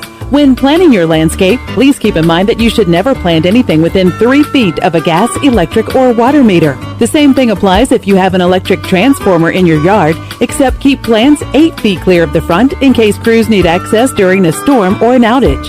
Always remember to call 811 at least 3 business days before you dig to avoid underground lines. This important safety message is from your neighbors at Greenville Utilities. Great food, great atmosphere, and great service is Ottavola Market Cafe. Ottavola is simply a restaurant that focuses on that, being a great restaurant. There's something for everyone at Ottavola. The menu offers a variety of great choices like pastas, pizzas, sandwiches, soups, salads, and seasonal rotating selections. Lunch or dinner, Ottavola is always the right call. Call ahead and get Ottavola to go, or stop by the bar for a drink with friends. It's simple. Come and eat at Ottavola Market Cafe, Red Banks Road next to Food Lion, and OttavolaMarket.com. Ottavola, pirates supporting pirates. Your future is yours to create, and with the leadership development of Army ROTC, you're capable of taking command of it. Even in the midst of a pandemic, enrolling in Army ROTC prepares you to thrive as a full-time college student. Our specialized elective courses will equip you with the skills necessary to succeed in life, all while earning money for education. A strong future takes a strong force. Find out how to lead at goarmy.com/ECU. To learn more, contact Dale Anderson at 252-622-5346 or Anderson DAL at ecu.edu. What the heck was that? There goes Chuck from Naughty Dog again, so pumped about the awesome things at Naughty Dog, he runs around town screaming with excitement. Naughty Dog releases 2 to 3 beers every month, has food trucks every Friday and Saturday, wine specials every Wednesday, plenty of indoor and outdoor space to enjoy, beers to go with curbside pickup, and just launched the new Koozie Club. Be sure to ask about that on your next visit. Naughty Dog Brewing Company on Main Street in downtown Winterville, and be sure to follow Naughty Dog on Facebook and Instagram. Hey Birdland, Orioles 2021 single game tickets are on sale now at Orioles.com/tickets. Tickets are flexible and affordable. Individual tickets start as low as $15. Purchase your single game tickets and choose from popular promo dates, including the Memorial Day Beach Towel and more. Plus, to make sure your experience is worry-free, we've introduced enhanced game day health and safety protocols. Capacity is limited, so select your dates and purchase tickets now at Orioles.com/tickets. Pirate Radio. I'll listen to you guys all the time, especially when it's coming up to game week with the Pirates, and I assure you I'll be listening to Pirate Radio at some point during the fall this year. The voice of the Pirate Nation. Here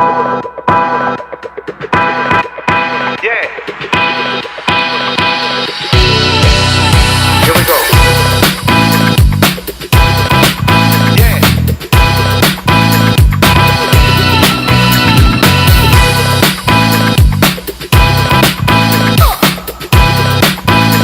You're listening to Hour 2 of Pirate Radio Live.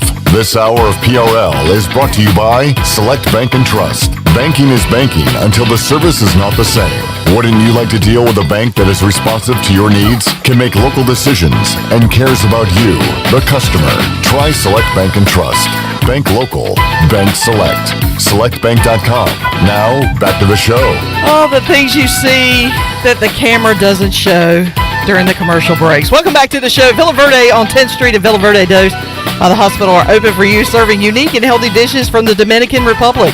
Order online at myvillaverde.com or the Villa Verde app. Order a family meal that feeds 6 to 7 people, and they'll have it ready for curbside pickup today. Whether it's dine-in or takeout, Villa Verde is a platform for good. Now let's head back in to Pirate Radio Live. Here's your host, Clip Barak. Turn it up, Shirley. Chandler twerking reminds me of There's a whole lot of ass in my face right now. That magical Miami run we went on for 3 days during the ACC tournament, Chandler. We kept playing the U. All About the U. Oh my goodness. That was fun. Some of these bumper musics, man, are just makes you want to dance. Makes you want to get up and tap your foot. You're doing a lot more than head, tapping your foot. Shake your ass. I need to bring in my boombox again. That thing is cool. Did you ever use it the day it was here? What do you mean, did I I was ever telling use my it? dad about that. Did you ever, like... I was going to use it for softball practice. That was the game plan. I had to charge it to get it because softball, Shirley. Yeah. But unfortunately, softball practice got canceled. Oh, no. It was a softball game. The game got canceled because it had rained the night before and flooded the field. So you've got a boombox that has an old school look to it, but... It's like, if you remember the old school boomboxes from the 80s, that's exactly what it looks like. Right, put on your shoulder. Yeah. And it is, but it has a new twist to it because it is battery powered, both old school way, which means you'd have to buy the D-sized batteries and stick those in there. You can do it that way, or it does have an ion battery on the inside. You plug it up and charge it up like you would any other Bluetooth speaker. It has Bluetooth. It actually has a working cassette deck that you can, cool. Yeah, and you can actually put the cassette deck or put a cassette in and record your music off of the cassette deck onto a USB port i.e. like a little jump drive, which I have. I keep a lot of my music on jump drives now, so you can plug in your jump drive and transfer your music right over to the USB port. So it's basically it's a mix of old and new, but I saw it and I could not walk away from it. I had to get it, and I'm pretty stoked about it. And the radio works and everything. It picks up the radio. A great mix of old school and new technology. Oh yeah. Very cool. And but yeah, sitting in the back seat of my car right now. All right, coming up later on this hour, we're going to do a fantasy Masters draft. Now, I sent both of you a power rankings from PGAtour.com just to give you a... Wait, when did you send this? It's in your Twitter DMs. I sent it earlier this hour. He slid into our DMs. I did, and I told Chandler. I guess I did not tell you, Shirley. Sorry. No, because I was not aware. That'll give you at least a small baseline on who to pick. Now, there are other... you can Google whatever, Masters picks or whatever, and then find who you want. But we're going to do a snake draft, 5 or 6 rounds, 6 if we have enough time, draft our teams. And should we go winner take all, or should we combine the scores of all our picks? That might be interesting, too. Up to you. I don't really care one way or the other because I am probably the least knowledgeable in all of this. I'm going to need you to care. I'm going to go with Jack Nicklaus. No, the funny part is going to be Chandler saying the names. He was trying to pronounce some of the names earlier. Kalamorakawa. I mean, you got that one, but how about Xander? It's Shafla. Souffle. Souffle? No, I think it's Shoffley. Shafla. I need to look at it again. Chick-fil-A. But anyway, yeah, this is going to be bad. But we'll do that later this hour. Okay. Also coming up right now, my conversation with Nate Connor. I recorded this earlier this afternoon, right before the game had been moved to Thursday. But I think I did a pro move here. I don't think I said Friday one time during the that this week's game would be on Friday. Nice. I just kept saying the game coming up because I feel like every game gets moved. But anyway, the game against South Central is Thursday night. We'll have it here for you, 6 o'clock on Pirate Radio. They will take on South Central. But here is my conversation with Nate Connor. And great first question by me. Coach, how you doing?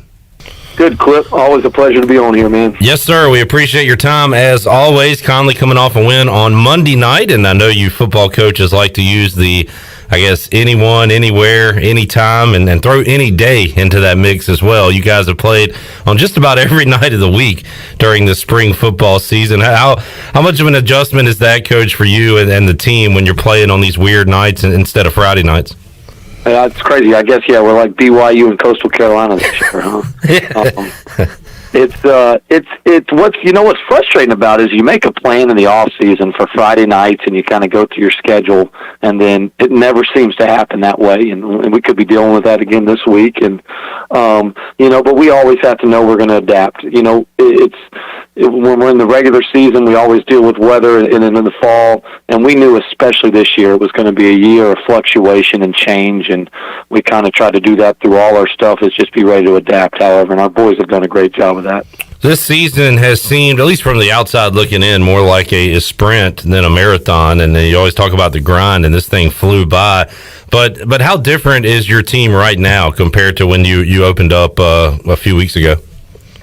It's been really quick, but then it's been long because of all those adjustments and all those changes and flipping things around, and it's been a long kind of challenge through those things. But I think we've grown tremendously from our first game against Southern Wayne. We played back in February, and what I'm proud of is we played probably our best game of the football season, I think, this past Monday. I thought we had a great week of practice. We had a little extra time to get in a week of practice, playing on a Monday, coming all the way from a Monday to a Monday, so that was great, and our boys did a fantastic job. Nate Connor joining us. Coach, I remember asking Kim McNeil from ECU Women's Basketball and other coaches about this. Take the wins and losses aside, just how proud are you of your guys and the team, the coaches, the administration, just for kind of getting to the finish line here, because it couldn't have been an easy thing for you. You got to worry about football, you got to worry about keeping your kids healthy and on the field, and the pandemic and all that. So just to kind of reach this finish line of the regular season, does that feel like an accomplishment for you?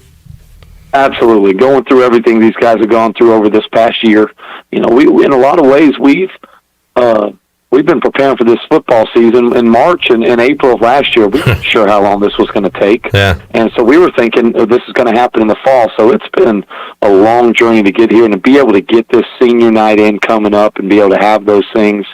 It's a huge accomplishment for so many pieces that were involved, and the support from the administration, weathering some COVID issues and everything else.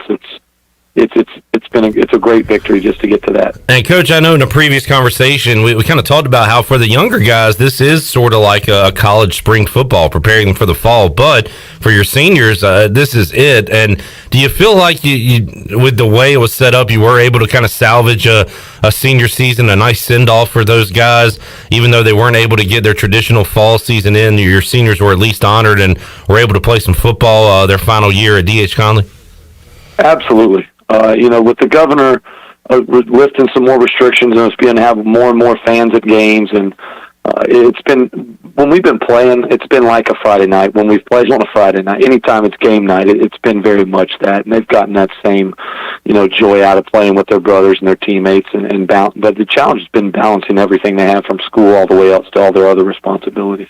We got a rivalry game coming up on Pirate Radio as D.H. Conley will take on South Central, and you kind of throw out the records when these two teams face off. What about this year's Falcons? Andy Two's guys, Coach, what do you have to watch out for this upcoming game? They're a strong football team. I think they're very much improved from last year. They were young, and I see some maturity come through out of them. I think you start up front, and they're excellent on the offensive and defensive lines. They come after you. They're aggressive, and I think that allows their athletes on both ends to play because they do such a good job. And then I think they probably played, even though they weren't victorious. They're very proud, I would assume, of how they played this previous Thursday against J.H. Rose and played a fantastic game, if not their best football game of the season. So they feel like they're probably playing some of their best ball right now too, and probably trying to get healthy in some ways, and they're going to be very excited to play this game. To borrow a line from Cy Seymour, it is a tough league. You guys are in a tough conference, and it's shown throughout the year, Coach. And so what does that mean for postseason for D.H. Conley? If you win this one against South Central, are you, I guess, on the bubble? Do I need to talk to Joe Lenardi and bracketology? Where's Conley right now when it comes to the playoffs? To get the plane in, the airplane, who's in the front first class, who's the first four in, who's the first four in. I think it's something like that. I do think we have a chance. Our biggest concern is winning this football game. There's going to be some automatic seeds, but there's only 8 teams to get in the league, or to get in the playoffs in 3AA, and J.H. Rose is going to get the number 1 seed out of our conference, so they're in. But you're going to have other conferences that have that. There might be one at-large berth that a couple teams are vying for with the same record. If we were able to pull this thing out and be victorious and put ourselves at a 5-2 situation, with our 2 losses being to undefeated J.H. Rose and 1 loss New Bern, I'm not sure how they're going to factor all those things in. Yeah. But our main focus is just being able to take care of this game this week, and it's a playoff game in a lot of ways. We've got to win this game and be ready to play against a really good football team, and that's our main focus. Coach, I remember back in December we were kind of wondering how all this was going to work out, where you cram all these sports together, and you've got your 3 where basketball goes into football and football goes into baseball, but other sports are going on as well. How much communication have you had with Coach Maloney, Coach Mills, all the other coaches about, all right, when are we going to get this guy on our team, and then when are you going to allow this guy to come practice with us? How has that worked out at D.H. Conley? Our team has been, our whole athletic staff's been fantastic through that. The biggest challenge was probably through basketball season, is we're going through our stuff, and we usually play in the fall, and then our guys go into basketball afterwards, after they're done with football. Well, it was a complete opposite thing. So the way the calendar fell out, our basketball guys, and they had a great season. Their season ended on Thursday, and they were able to play that Friday night against Southern Wayne because we were able to balance practice out, and Coach Maloney did a great job. But we got those guys out there after practices or whatever.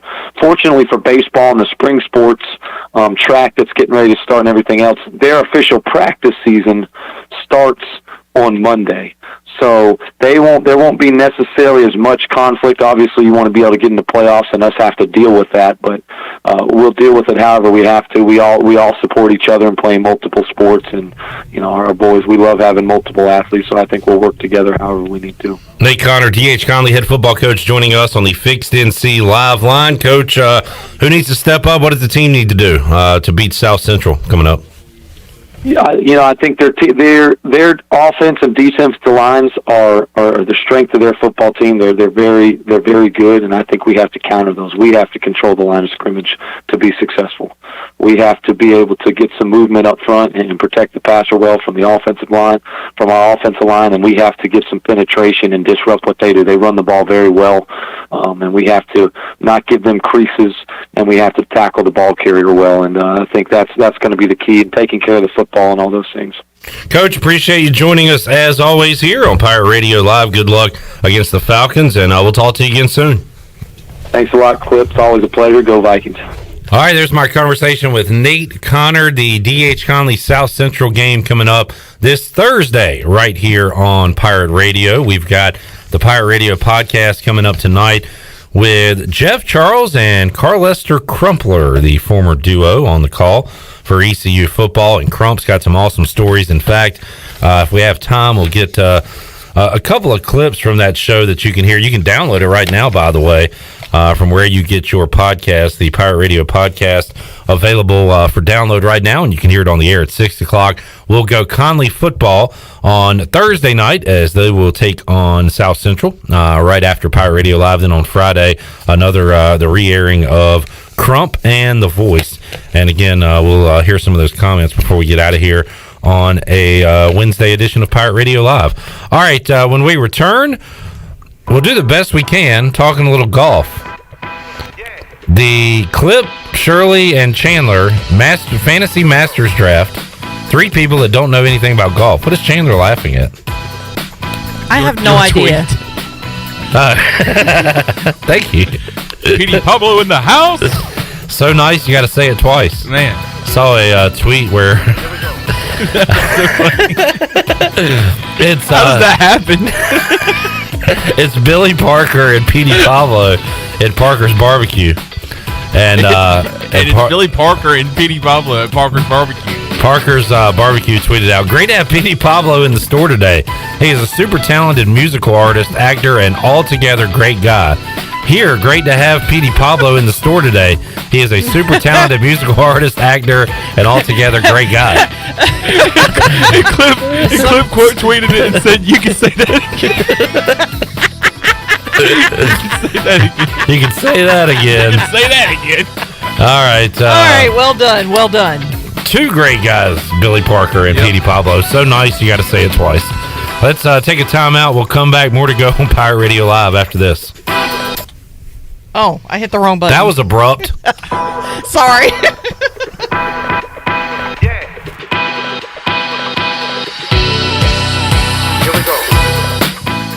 In sports, if you think joy only happens after you win, think again.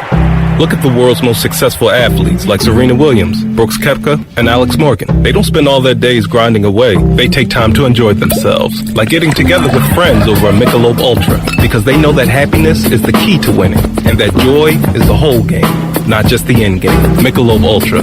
95 calories, 2.6 grams of carbs. It's only worth it if you enjoy it. Enjoy responsibly. AB Michelob Ultra Light Beer, St. Louis, Missouri. Ahoy, mateys! To keep those cars clean, you need the Pirates Cove Fast Pass. The new Pirates Cove Car Wash and Haviland Express Lube on Glen Burnie Road in New Bern is now open. Pirates Cove in New Bern is offering Fast Passes for $9.99 for new Fast Pass customers. You can visit us in Greenville on Fire Tower Road, Memorial Drive, and on East 10th Street. And have you heard? Pirates Cove on Fire Tower Road is now offering interior cleaning. So we have you surrounded. Pirates Cove, the official car wash partner of ECU Athletics. You've worked hard to start your business and are working even harder to make it successful. That's when it's most important to have a community bank and a local banker in your corner. This is Eric Clark from Select Bank and Trust. Our team of local bankers care about you, our customer, and the communities in which we all live and serve together. As the business and economic conditions of 2020 threw you many curveballs, our team at Select Bank and Trust remains steadfast in being responsive to your ever-changing needs. In 2021, choose Select Bank and Trust. Bank local, bank select, member FDIC. Weekends are made for AJ McMurphy's. Start your Sunday fun day at AJ's. AJ's is now serving brunch from 11 a.m. to 2 p.m. and a build-your-own Bloody Mary bar. Enjoy your weekend with live music on Friday night and Saturday night with no cover charge. And you can catch all of the MLB and ECU baseball action on AJ's TVs. See you this weekend at AJ McMurphy's, Turnberry Square at Bells Fork, and on Facebook, Instagram, and Snapchat. Hi, I'm Annalie Newhoff. And I'm Rob Campbell. And we are with CopyPro. We have been locally owned and operated here in Eastern North Carolina for almost 50 years. CopyPro is the leader in office technology. Does your business struggle with keeping printing costs low or producing professional documents? Here at CopyPro, total customer satisfaction is our #1 priority. We have a variety of solutions to help reduce your printing expenses and make your business more productive. Call us today at 1-800-682-6558 or online at copypro.net. CopyPro. We are the professional office systems people. Warren's Hot Dog Pizza, homemade lemonade. Hey, Pirate Nation, Warren's Hot Dogs, 2 locations are open for business in Greenville and Chocowinity. Both locations have drive-through windows, so stop by today for hot dogs, pizzas, subs, apple and peach turnovers, homemade lemonade, and breakfast in Chocowinity, featuring homemade cheese, ham, and chicken biscuits, plus sausage dogs and more. Warren's in Greenville, across from Ron Ayers Motorsports, and in Chocowinity, next to the fire department. Warren's Hot Dogs. Want some? Get some. Hey Pirate Nation, this is proud ECU graduate and former baseball player Brandon Manning inviting you to join my team at Farm Bureau Insurance. Right now is a good time to review your coverage with a local trusted agent like me. I will make myself available before or after business hours, and my clients always have my cell phone number if they need anything. From home, auto, or life, give me a call today and let's talk about your insurance coverage and about the Pirates. Call 531-1812 and go Pirates! In studio with Bono, also known as Seth Brown to his friends and family. Why do you like F3? I learned early on in my life that I'm not defined by who I am or I'm type 1 diabetic. I'm not defined as a diabetic. I'm defined by who I hang out with, how hard I push myself, and who I want to become. And F3 helps me do those things. It certainly helps me push myself further than I ever would by myself. 1 letter, 1 number, F3. Learn more today at f3enc.com. This is Billy Weaver from WITN. You're listening to Pirate Radio, the voice of the Pirate Nation.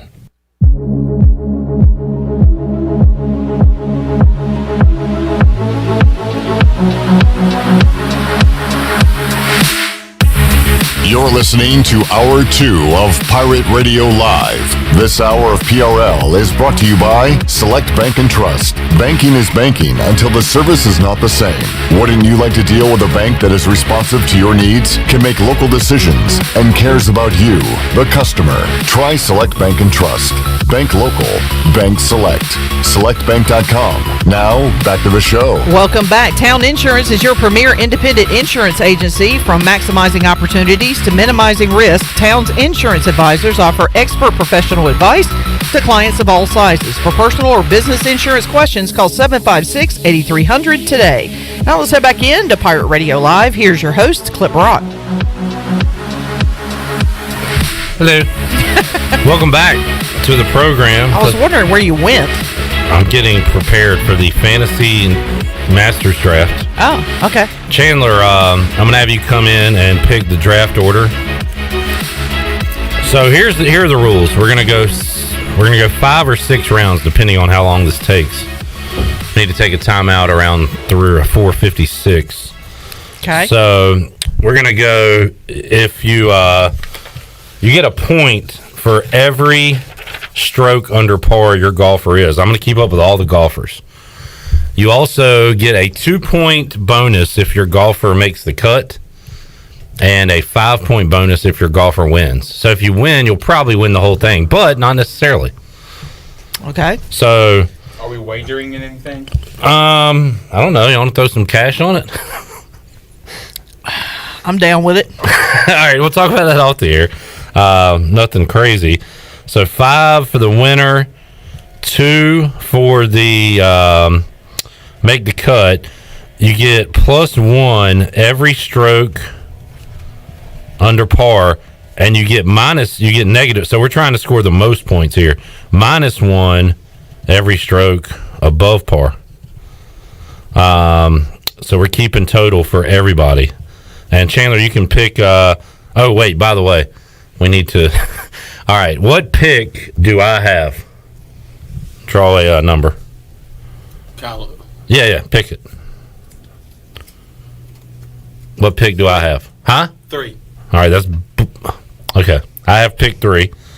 Who has pick? What pick does Shirley have? She has 2.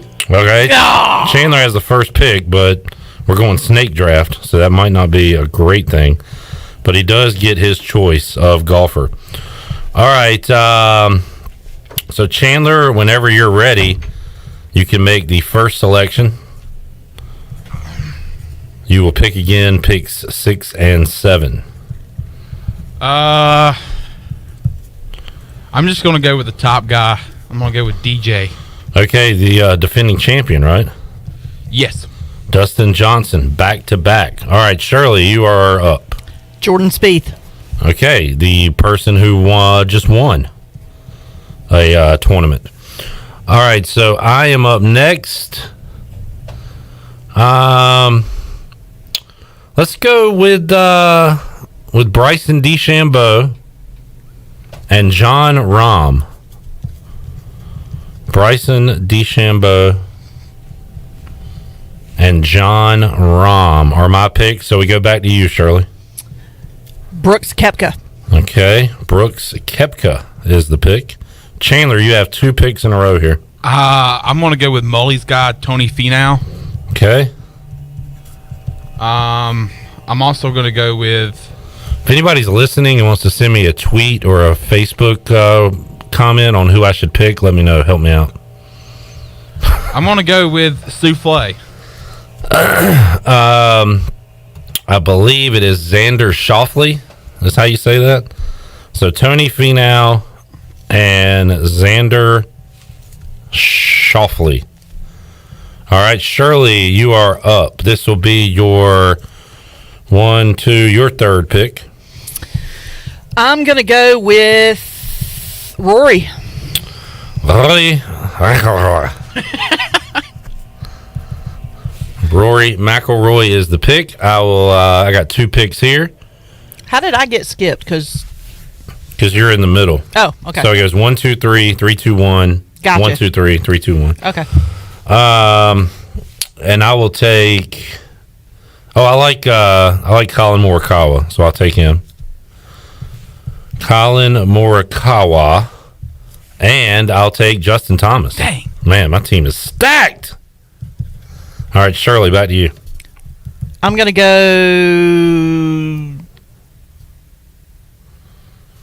Sergio Garcia. You know Sergio? All right. And Chandler. I'm going to go with the Raleigh native, Webb Simpson. Webb Simpson. And Chandler, that is your 1, 2, 3, 4th pick. So we start round 5 with Chandler. I'm going to go with... We have 2 picks remaining for each. We just talked to Nate Connor. I'm going to go with Corey Connors. Okay. I'm not familiar with him. Corey Connors. All right, Shirley, your pick in the 5th round. Patrick Reed. Okay. Not a bad choice. Patrick Reed is the pick. All right, I've got 2. These will be my final 2 picks. I will go with... I've been asking around who I should take if I get in one of these pools. And here's a couple of names that were said. Kind of off the radar a little bit. Tyrell Hatton and Scotty Scheffler. Can't say I'm too familiar with those guys, but I was told to look at them as potential dark horses. So, Shirley, your final pick of the Masters Fantasy Draft. Let's see here. I am going to go with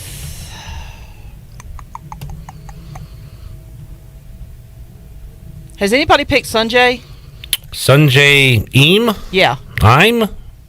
You got him. All right.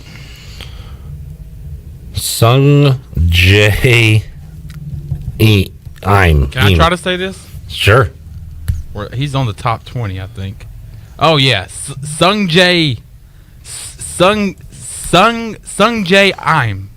Okay, all right. Why are you saying it? I'm just trying to say his name. Oh, okay. Well, we don't know his name. Sanjay. Who's your pick? Oh, I thought I was done. Adam Scott. Okay. Still a couple of guys in the PGAtour.com power rankings in the top 10 that we didn't pick. Matt Fitzpatrick. Thought that was the Washington QB. And Patrick Cantlay were not selected.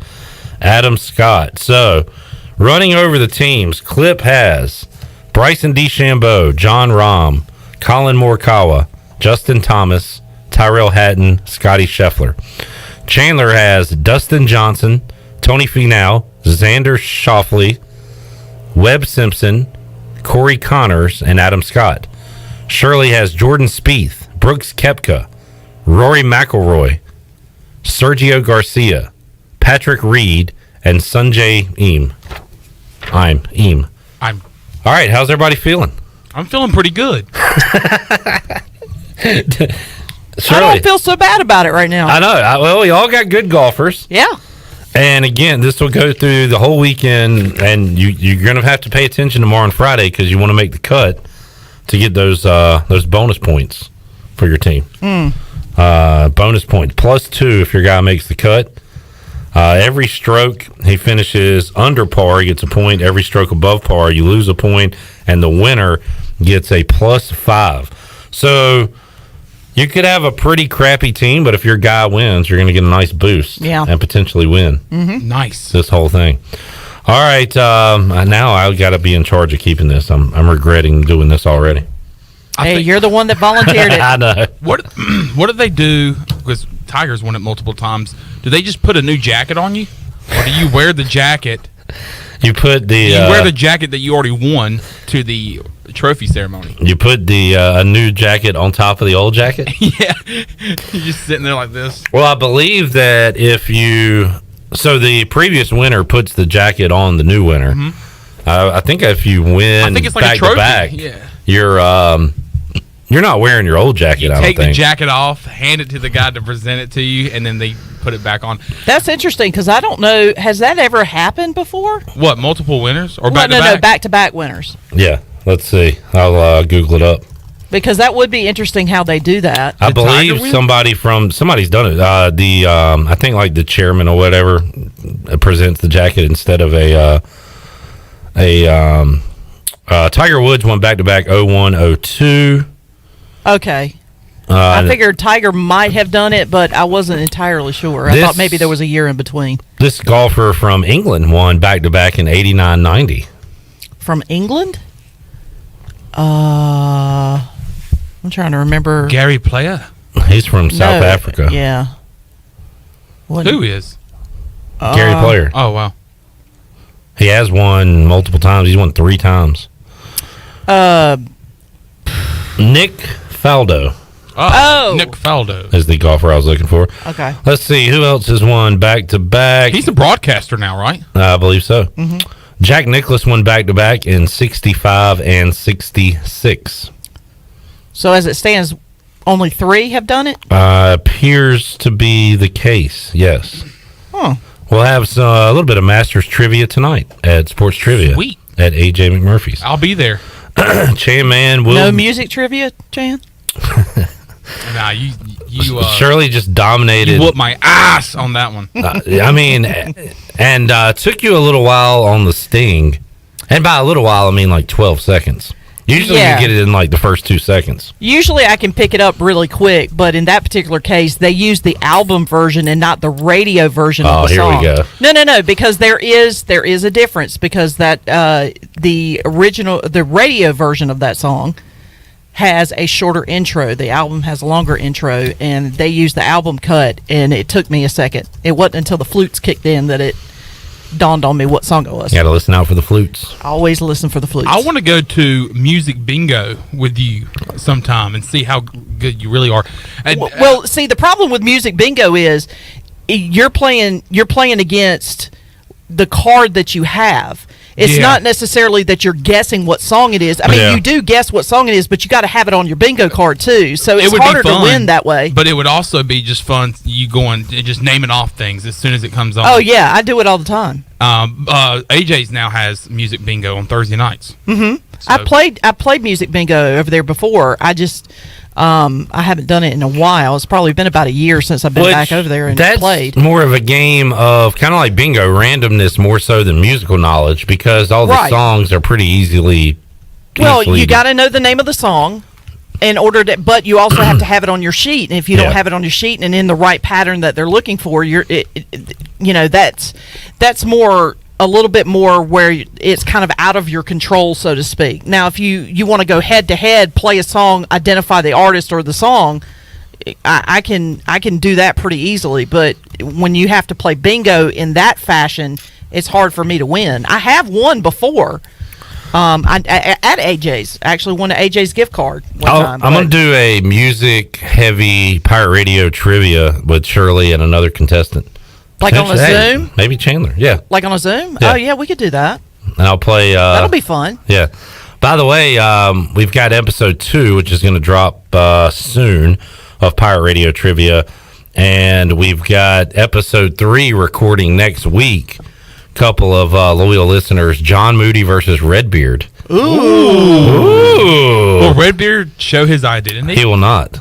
He will pull a Wager McGee. He will pull a Wager McGee. And not show his identity. Wow. He said he has a mask that he's going to wear. So I don't know if it's like a luchador mask or what. Or like a Michael Myers mask. No, you know what? I was actually... are you familiar with the dance group Jabberwockies? Yeah. Okay, Didn't you know the Shaq mask... do something with them or something? Yes. You know those masks that they wear? Yeah. Okay, well, I just happened to be at the mall the other day, and I was walking in, and this guy walks in with, like, a gold-painted kind of Jabberwockies-like mask on, and I'm looking at him, and I'm like, why are you... I would be freaked out. Apparently he took it literally, and because it says it requires that you have face masks on, and that was his mask. Apparently that was his mask, and I was like, that's really not what we meant, but okay. But it just kind of struck me as odd, and I wasn't prepared for it, and I stared at him for like forever because I'm like, why are you wearing that mask? Like a little kid. Yeah, I was. It's not polite to stare, Shirley. Yeah, it was a grown man. I can tell you that much. All right, let's get our break in. We'll come back. Hour 3 of Pirate Radio Live. We've got the voice, Jeff Charles. We've got Bryce Williams, and we will make you a winner and open up the Pirate Radio booty bag. Hour 3 of Pirate Radio Live is on the way on a Wednesday. Back with you after this.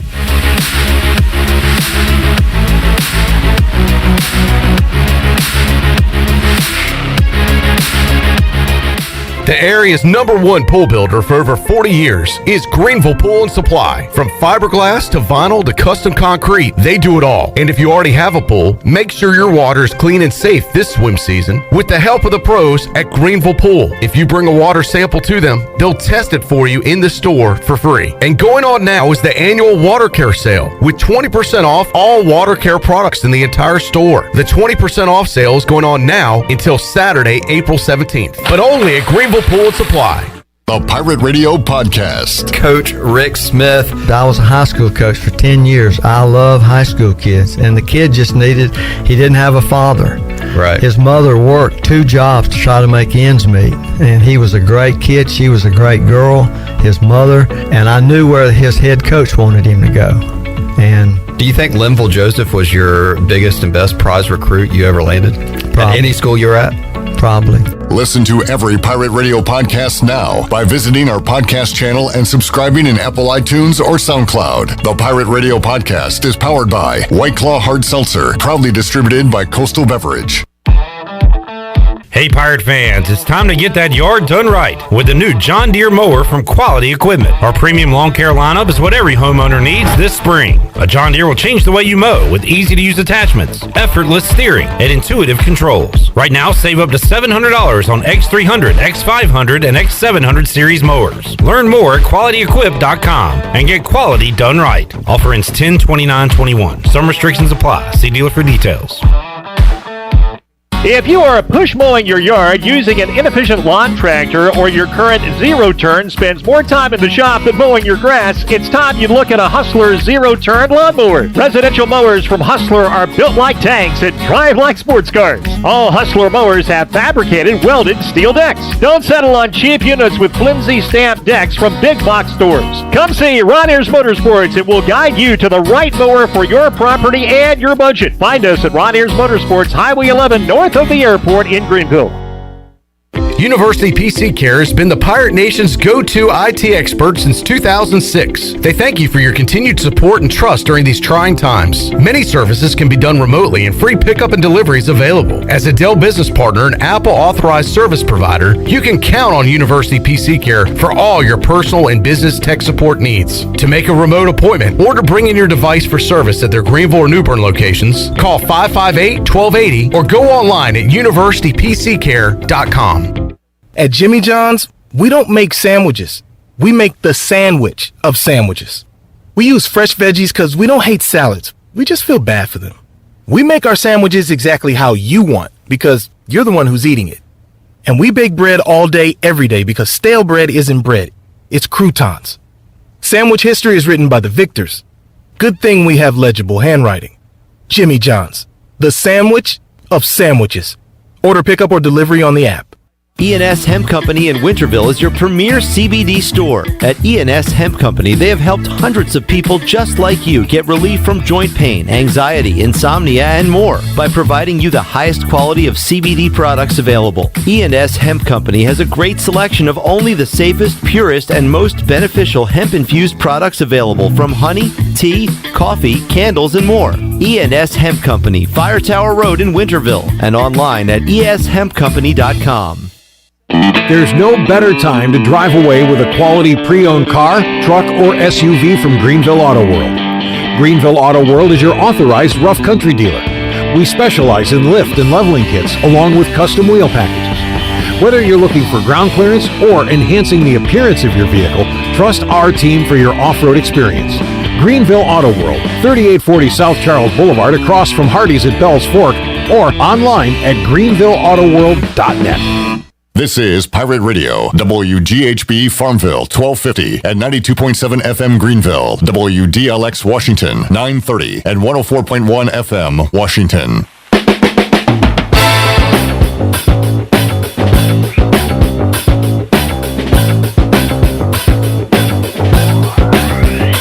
You're listening to Hour 3 of Pirate Radio Live. This hour of PRL is brought to you by Bud Light, reminding pirate fans to stay in the game and drink responsibly. Bud Light, the official beer of the ECU Pirates, and proudly distributed by Carolina Eagle Distributing since 1989. Now, back to the show. Welcome back. Keep your vehicle clean with the Pirates Cove Car Wash Fast Pass. The Fast Pass allows you to have unlimited car washes every month at every location. Pirates Cove Car Wash has locations in Greenville on 10th Street, Fire Tower Road, and Memorial Drive. Pirates Cove Car Wash, the ultimate car wash experience and the official car wash of ECU Athletics. Now let's head back in to PRL.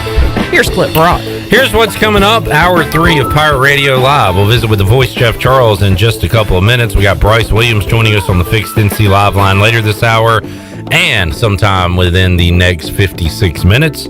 We will make you a winner and open up the Pirate Radio booty bag.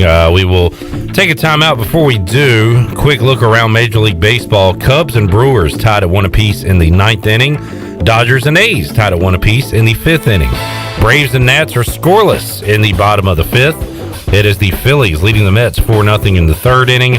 Right now, the White Sox and Mariners are scoreless in the 2nd. Giants a 2-0 lead over the Padres in the 3rd. Cardinals and Marlins scoreless in the third inning. Earlier today, the Braves beat the Nationals in game one of a doublehander, 7-6. Reds all over the Pirates, 11-4. Indians beat the Royals, 4-2. Twins 3, Tigers 2. Red Sox sweep the Rays, 9-2. The score in that one, and the Rangers beat the Blue Jays 2-1. Later tonight, it's the Orioles at the Yankees and the Diamondbacks and Rockies. A busy day, baseball day in Major League Baseball. All right, we will take a timeout, come back. The voice, Jeff Charles, joins us when we return after this.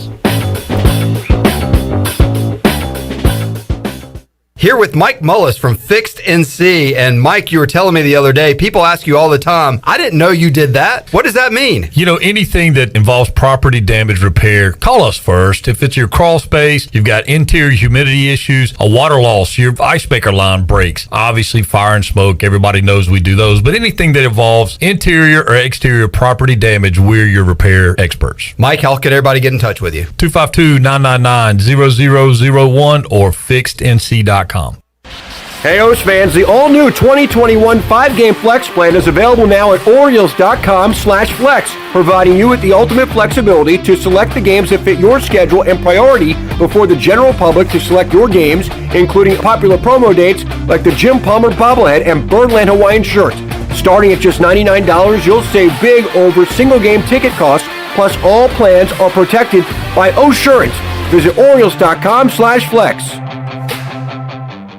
How much does the word reliable mean? Sure, all businesses describe themselves as reliable, and we certainly wouldn't expect any business to be unreliable, but when you take a word like reliable and make it your way of life, the entire core of your business, it tends to mean a little more. And it's something you have to show people, not tell them. At Delcor, we show it by being there the same day you call. We show it by simply doing outstanding work with exceptional products, a family-oriented work ethic, and genuine caring for all of our neighbors throughout Eastern NC, because in a time of need, we know the first and the only thing you need is someone you can count on. That's why we only use equipment you can count on too, like a train comfort system. It's hard to stop a train. Delcor can have a new train comfort system installed in no time, or we can provide an AC tune-up to make sure your system is performing well. So will your system keep you cool all summer? Find out. Call us. We're Delcor, the service professionals, reliable for over 4 decades. Visit DelcorInc.com today.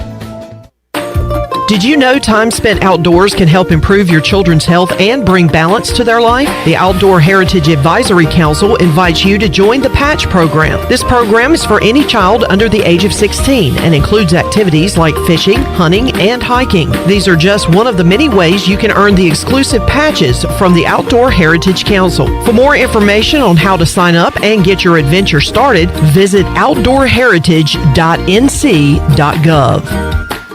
If you love the food at Villa Verde, and hey, who doesn't? Now Villa Verde makes it even easier for you to order takeout. Tell us about it, Jay. If you go to myvillaverde.com, you can order online, and we'll have it ready for you to go. Plus, you can pick it up at either one of our locations. No waiting in line to pay, and no waiting at all. Just pick it up and go. With online ordering from myvillaverde.com or from our mobile app, plus even from our Facebook page. Villa Verde, now with 2 Greenville locations to serve you. Villa Verde, a platform for good.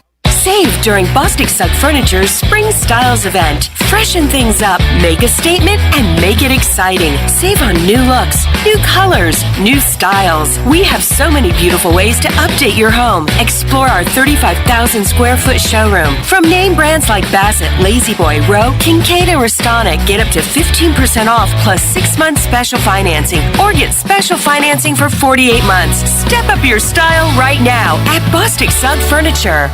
The convenience of Pitt Greenville Airport is waiting just outside your front door. Service is back, so you're connected to destinations worldwide through flights from American Airlines. Plan your next trip. Book your flights today at flypgv.com or aa.com. Ready to travel and take a trip? American Airlines has recently added more flights in and out of PGV. Book today and enjoy the friendly convenience of flying from your local airport. American Airlines, now with more flights available at PGV. Book today at aa.com. PGV, where the pirates fly.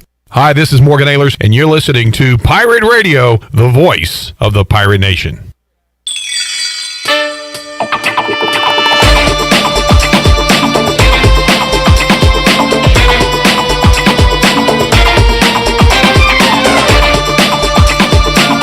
You're listening to Hour 3 of Pirate Radio Live. This hour of PRL is brought to you by Bud Light, reminding Pirate fans to stay in the game and drink responsibly.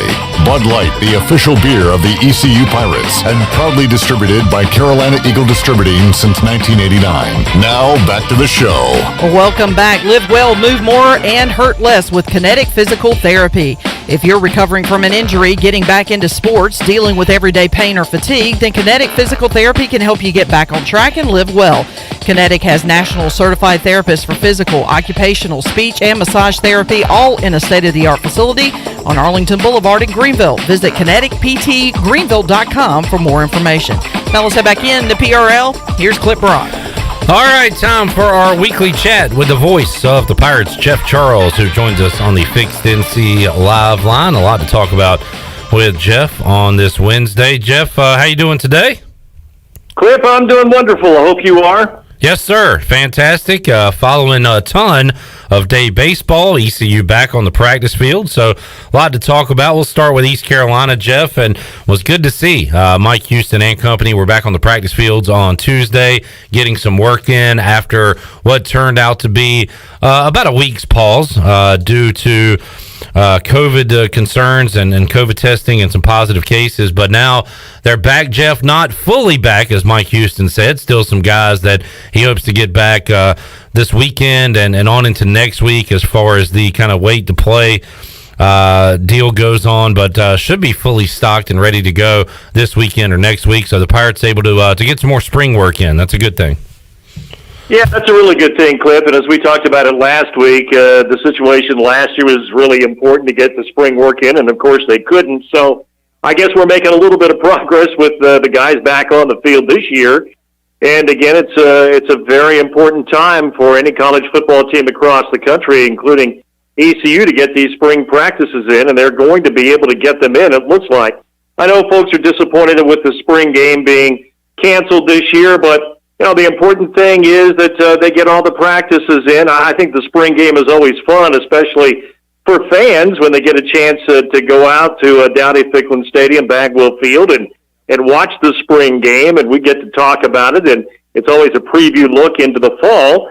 And I know, Clip, I've mentioned this before on the air, and I think newer Pirate fans might not believe this, but there was a time with this football program when there were 15,000 people at the spring game, and the press box side of the stadium was completely full. That's when ECU back in the day had concerts after the games, and 15,000 people were at the spring game. That happened on a couple of occasions, as I remember. So, you know, things are a little bit different, but still for the hardcore fans, that spring game is something that, again, gives folks a preview look at what is to come. And I think for the players, it's also a lot of fun, too. They have fun with the game. The winners get steak and the losers get hot dogs and all that kind of thing that we talk about each and every year. Yeah. And you get a chance to see some competition. And I think those guys really enjoy it. It's the culmination of spring ball, and it's a chance to, again, take a look at what the Pirates are going to look like in the fall. The fans will be missing out on it, but Mike Houston did reiterate there will be a spring game for the football team. Their families will be able to check it out. The media will be able to attend, but will not be open to the public this year, unfortunately. For Mike Houston, his number one concern right now is getting work in, getting these practices in, Jeff. And he says that they're going to be able to do that and have some scrimmages and try to wrap this thing up with some momentum heading into the fall. Let's see, basketball-wise, Jeff, we've gone over a week now without a player entering the transfer portal at ECU. We were on quite a stretch there. 6 guys from the team last year in the portal. Now it's time to pull a guy or two out of that portal, Jeff, as I'm sure Joe Dooley working hard. He's got commits coming in, also looking to add some other pieces to this roster, which Jeff, has the dust settled at this point? Is Tremont Robinson-White, Brandon Suggs, Tristan Newton, maybe even Aluji DeBow, should we expect them back on the roster with the whole fleet of new guys coming in? You think the dust is settled right now? You know, Clip, I don't think the dust ever settles.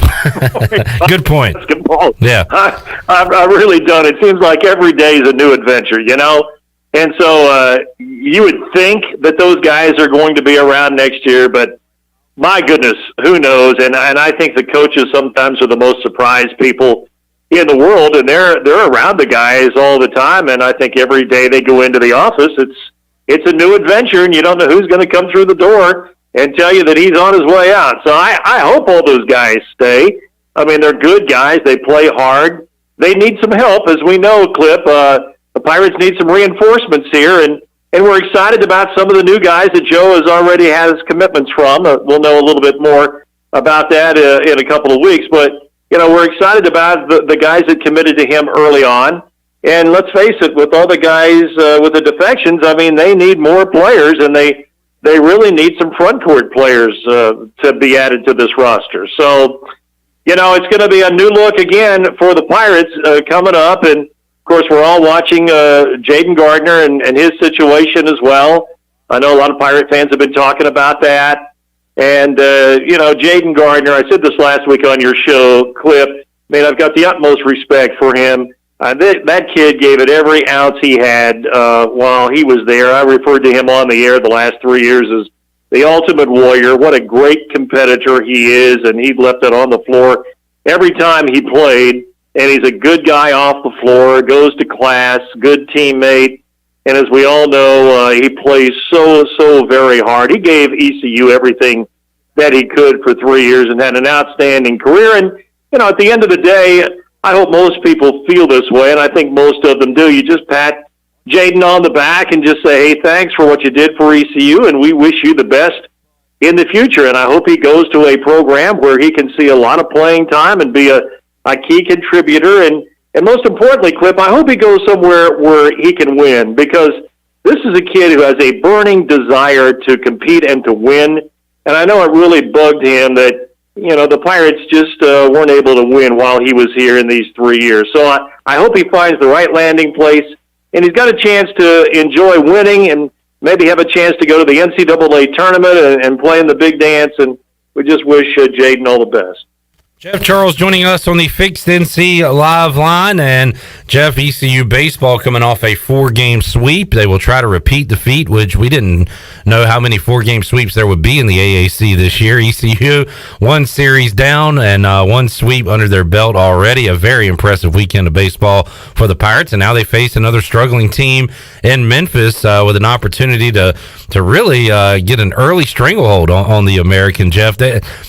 2 years ago, of course, there was no conference play last year. 2 years ago, ECU just lapped the field in the American, and it was crazy to see. We thought that there's no way they could repeat that. Well, I mean, if they go 4-0 again, they're 8-0 after 2 weeks. That is a heck of a cushion to get out in front. But that was a great way to start conference play, getting off to a 4-0 start, Voice. Yeah, no doubt about that, Cliff. And hats off to Cliff and the guys. I mean, they're rolling. Let's face it, they're rolling right now, and they've got a lot of winnable games coming up. Now they've got to go out and execute. Memphis, I've always had a lot of respect for their program, Cliff, because Darren Schoenrock has built a good program there. It's not been easy. That's not a real easy place to win in college baseball, and he's a solid baseball coach and a solid guy, and we've had him on the air with us oftentimes down through the years, and he really does a good job. And I can tell you that he's very well respected around the league and what he's done with the Memphis program. So, Memphis has got a foundation, and they're not always at the top of the league, but they're not an easy out either. So we'll see what the Pirates can do. It's an interesting program, Clip, at Memphis, because they play some of their games in the AAA stadium, which is right downtown in Memphis, Tim McCarver Stadium. And that's a real fun place to play in a AAA ballpark for a college baseball program. So it'll be an interesting series this weekend, and we wish the Pirates the best.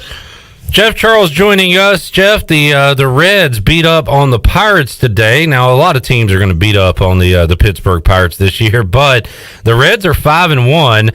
And looking at it, Jeff, so far this year, the run totals they have put up have just been phenomenal. And they put up 11 today. The Reds have scored 6, 9, 12, 5, 14, 11 in their 6 games. So they are pounding the baseball to start this Major League Baseball season. The question is, can it keep up? And you're not going to keep up those numbers, Jeff. And also, do they have enough pitching? But great start for Cincinnati. Yeah, and that was the problem last year, Clip. I mean, they had such high expectations. Of course, we put an asterisk on last year because of everything that teams were dealing with COVID. But they brought in all of these guys like Castellanos and Moustakis and proven power hitters and big-time major league hitters, and they bombed last year. As a team last year, Cincinnati only hit .212, and that was just mind-boggling with the talent that they had in the lineup. So now those guys are off to a good start. Castellanos is really hitting the ball when he's not trying to incite a riot. and then you've got Moustakis is hitting the ball well. And then you've got this rookie playing at second base. He played his college baseball Clip at Florida, Jonathan India, and I think he's 10 for 21. So he's hitting about 500 here as we start the year. I mean, they've got good talent now. We talked about this last week. Will the pitching hold up? And Trevor Bauer is a big loss for them. But you know, they've got an opportunity because the Central Division of the National League is not really all that great. And so they've got another opportunity this year. Votto's off to kind of a slow start, but he'll come around. So it'll be interesting to see what the Reds can put together. I think maybe there's a little less pressure on them this year, Clip, because there were some high expectations for that ball club last year, and this year the expectations are down a notch. Maybe the guys will be a little bit more relaxed and have a better year this year. But I'll tell you, the guy that's really the talk of Detroit, at least these days, is this rookie, Akil Baddoo. He has been incredible, and I don't know how much you've been following this or not, Clip, but this is a 22-year-old kid that was picked up from the Minnesota Twins on the Rule 5 draft, and the Tigers signed him with very little fanfare at all during the winter. In fact, I'd never heard of the guy. And then he goes to spring training, and nobody's really heard of him. He's never played above Class A, and he had 5 home runs in spring training and was knocking the cover off the ball and playing a great defense wherever they played him in the outfield. And so it was kind of a nice story. Well, this kid's made the team. And so they start the season, and now this guy is on fire. He had a grand slam home run yesterday in the very first at-bat, in the very first pitch.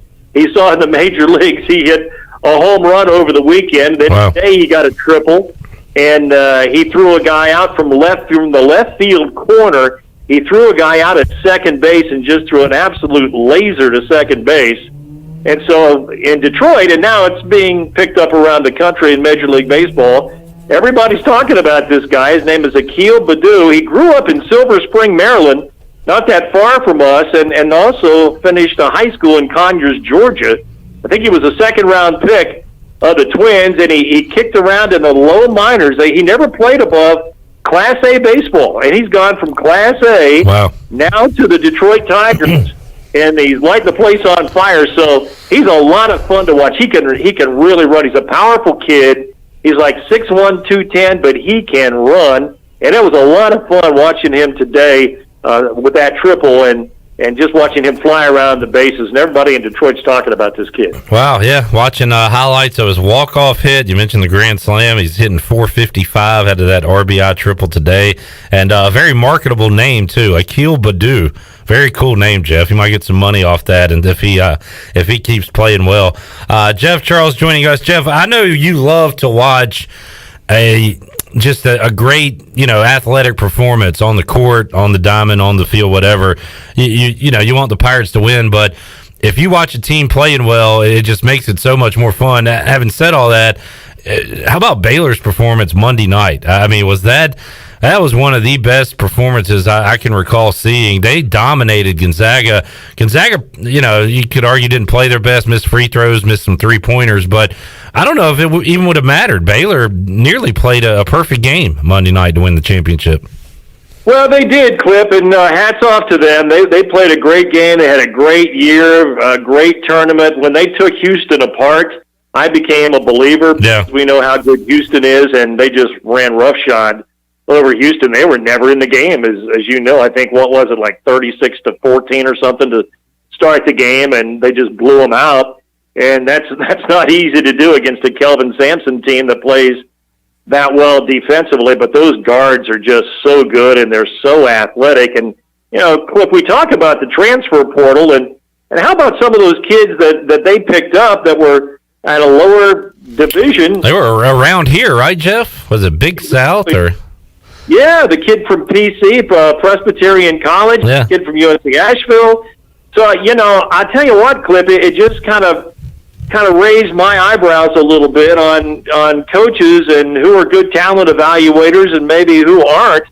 And you got to give a lot of credit to Scott Drew and his coaching staff. They are obviously very good talent evaluators because they found these kids and they knew that they could come in and play at a very high level, and that's exactly what they did. But they're a lot of fun to watch. But, people will say, well, Gonzaga was out of gas both physically and mentally after that great college basketball game against UCLA. And, Cliff, you and I have talked about it this year. I mean, there were some ragged college basketball games because of the situation, the stopping and the starting and everything. But that game between Gonzaga and UCLA made up for a lot of those ragged games this year. I mean, that was a great college basketball game that I think people were all sitting on the edge of their seats, and it was so much fun to watch those two teams play. And I'm just a big Gonzaga fan. I think Mark Few is one of the really class guys. And those kids, they're just really good basketball players. I love to watch them play, especially their offense and the way they cut and go back door and spread the floor. And, it's just like a machine watching them offensively. You don't see that all that much in college basketball anymore. So I felt bad for them. They had the Cinderella season, the undefeated. It would have been a lot of fun to see them, have that undefeated season, be the first team to do that since Bob Knight's team at Indiana in '76. But you just got to tip your cap again to Baylor. They're the better basketball team, and they went out there. And I thought going into the game, could athleticism be a little bit of a factor as far as Gonzaga is concerned? And it really turned out to be that Baylor team they're not only great athletes, they've got some great basketball players. And Cliff, you and I talked about that, I think, last week. There are a lot of teams who have great athletes but aren't great basketball players. And then you see other teams that are, really good basketball players that maybe aren't athletic enough. Yeah. Well, that Baylor team, I mean, they've got both. I mean, they are the real deal. And you don't hear a whole lot about them like some of the Blue Bloods, but again, hats off to them. They were, no doubt this year, they were the best team in college basketball. Jeff Charles joining us. You can hear Jeff Charles on the Pirate Radio podcast coming up at 6 o'clock. He goes one-on-one with his former broadcast partner, Carlester Crumpler. And before we let you go, Jeff, I want to play a cut here from the upcoming podcast. This was pretty cool when I heard this.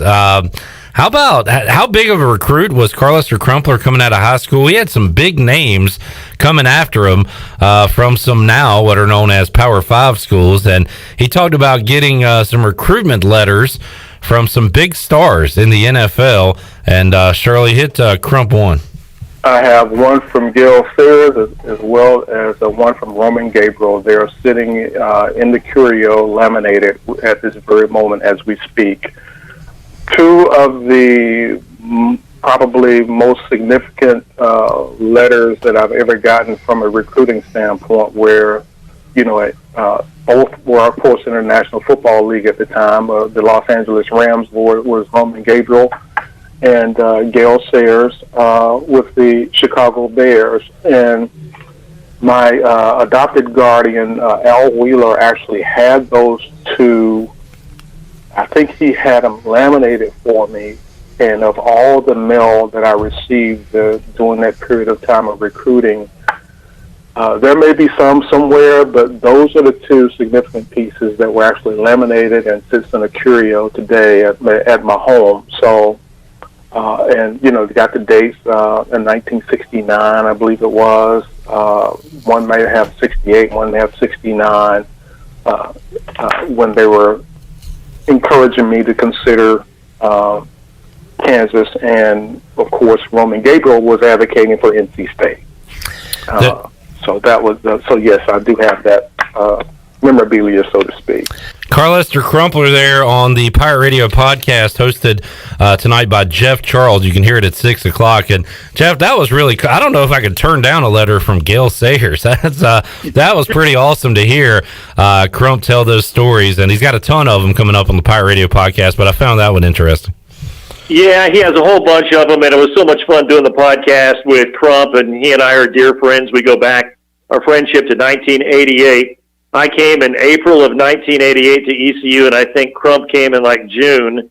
So, our careers with the Pirates have just paralleled each other all of these years.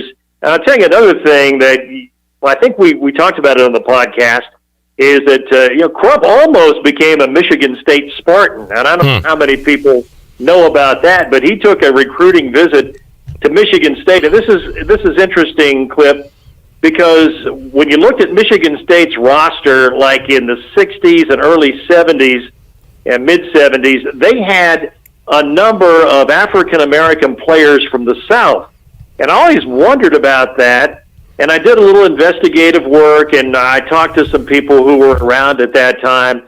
And Duffy Doherty, I don't know if that name means anything to you or not, but it does to longtime college football fans. He was the head coach for years at Michigan State. And he was one of the first guys, coaching-wise in college football, that said, we want to integrate here and we want to bring in African-Americans into our program. And there were a lot of great players, as we all know, in the South. And one of them was Carl Lester Crumpler. And Crump went to Michigan State on a recruiting visit. And, the rest is history, of course. He ends up going to ECU. But it's really, it was really fun sitting down with Crump. And I tell this story, too, and I think I mentioned this on the podcast. The late, great Woody Durham, the voice of the Tar Heels for 40 years, told me one time, Cliff, that in all the years, and Woody spent his entire career, as you know, in the state of North Carolina, he told me one time, it was off the air, he said, the greatest high school football player I have ever seen in the state of North Carolina was Carl Lester Crumpler. Wow. And he was, of course, a legend at Wilson Fike High School. And, I don't know, the years go by, and we have our new everyday heroes, of course, and people that we relate to today or in the last few years. But you talk about folks who were around in the 60s and the early 70s with Pirates football, and they'll just tell you how great of a football player Carl Lester Crumpler was. That's awesome, and what he's done now, and the success his children have had is incredible too. I know you talk about that on the podcast, so make sure you tune in 6 o'clock. Great conversation, or you can download it right now. Listen to the Pirate Radio podcast now by visiting the podcast channel, subscribing in Apple iTunes or SoundCloud. The Pirate Radio podcast presented by White Claw Hard Seltzer, proudly distributed by Coastal Beverage. Jeff, we will check that out at 6 o'clock, and we will visit with you next week and talk more sports with you. Appreciate you joining us today. Okay, Cliff, thanks a lot. Remember the name, Akil Badu. All right. Take it up in the major leagues. I learned a new one today. Thank you, Jeff. I'll be following him. There's the voice. Jeff Charles joining us on the Fixed NC Live line. Shirley, let's make somebody a winner right now. Booty, booty, booty, booty, booty everywhere. Booty, booty, booty, booty, booty everywhere. All right, 317-1250. We appreciate you listening. We appreciate you being part of the Pirate Radio family. And to show our appreciation, we're going to give you something. What are we going to give? Lunch for two at Tiebreakers. Lunch for two at Tiebreakers is on the line. I had a burger from Tiebreakers a couple weekends ago. That was awesome. It was and I can't remember what it's called now, but it's the one with the egg and bacon on it. The Hangover? Maybe. No, not that. Oh. That is good though. Yeah. I don't know. I just remember you talking about something that's called the Hangover. Is awesome because that is like breakfast foods. It's like a breakfast bowl almost. Okay. They have that at Tiebreakers too. I recommend that. A ton of great food. Caller number... I'm going to go with caller number 6. Is our winner. 317-1250. We're back. Bryce Williams joins us after this.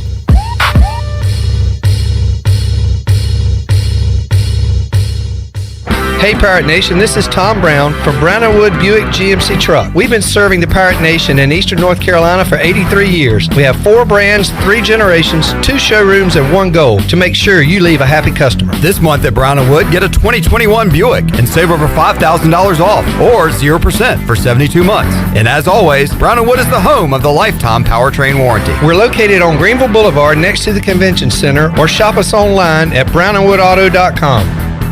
Hey, Eastern North Carolina, this is Miles Minges. And this is Landon Minges with Minges Bottling Group. We are proud to announce that Pepsi is once again the official soft drink of the ECU Pirates. That's right, Miles. Our family's purple and gold roots run deep. From founding members of the Pirate Club, alumni, and even a team physician, our support over the last 60 years has never wavered. We are Pirates. We're excited to be back at ECU and are honored to serve our great customers throughout Eastern North Carolina. Not only is this the birthplace of Pepsi-Cola, this is our home. Cheers, Pirate Nation. I like the sound of that. Support local, drink local, stay safe, and drink Pepsi. Ahoy, mateys! To keep those cars clean, you need the Pirates Cove Fast Pass. The new Pirates Cove Car Wash and Haviland Express Lube on Glen Burnie Road in New Bern is now open. Pirates Cove in New Bern is offering Fast Passes for $9.99 for new Fast Pass customers. You can visit us in Greenville on Fire Tower Road, Memorial Drive, and on East 10th Street. And have you heard? Pirates Cove on Fire Tower Road is now offering interior cleaning. So we have you surrounded. Pirates Cove, the official car wash partner of ECU Athletics.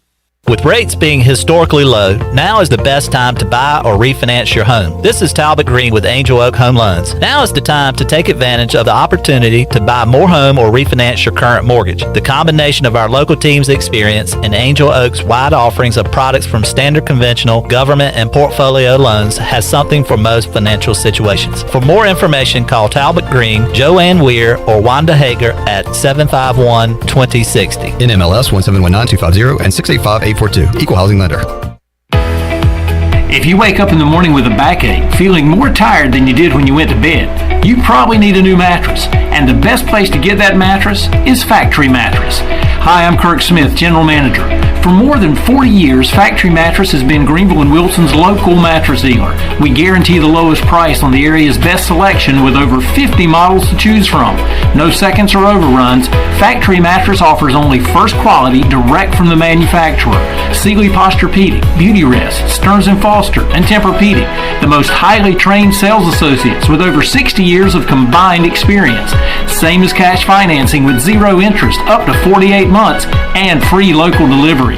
Face it, to have a good day, you've got to have a good night. So sleep better knowing you saved money at Factory Mattress, locally owned on Greenville Boulevard in Greenville, on Forest Hills Road in Wilson, on the web at factorymattressusa.com, and a proud member of Pirates Supporting Pirates.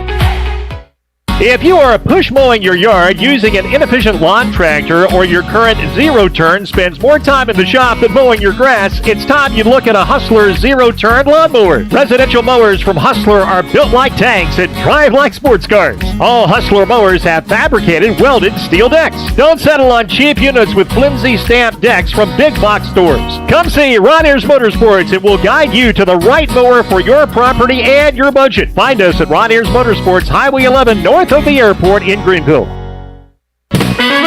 Join the staff at CPW's in Greenville for a classic road trip down Highway 61 as they feature excerpts from their classic Blues Highway food and drink menu. Come celebrate Blues Brothers Night every Thursday with bar specials. Open for lunch with new lunch specials and everyday features including pizza, salad, and quesadillas. Also offering drop-off catering for work and school events. CPW's, Stanton Square across from the hospital in Greenville. This is former ECU baseball player and mayor of Greenville, PJ Connolly, and you're listening to Pirate Radio, the voice of Pirate Nation.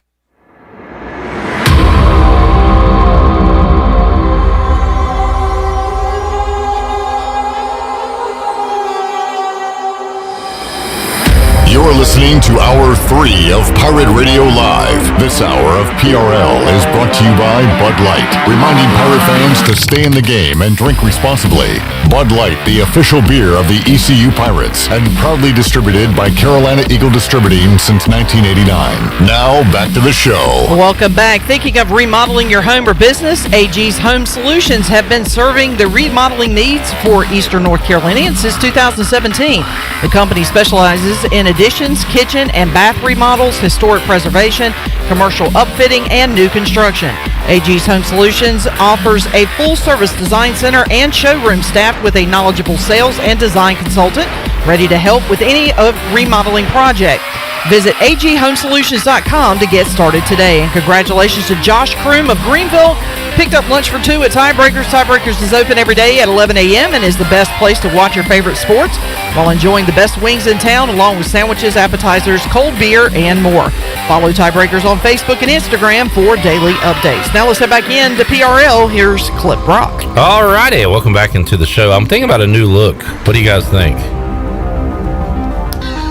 Are you pulling a Chris Gaines? Is that what I look like? The Garth Brooks alter ego? Yeah, that's exactly who you look like. Hair well, that and what is it? That shaggy dog from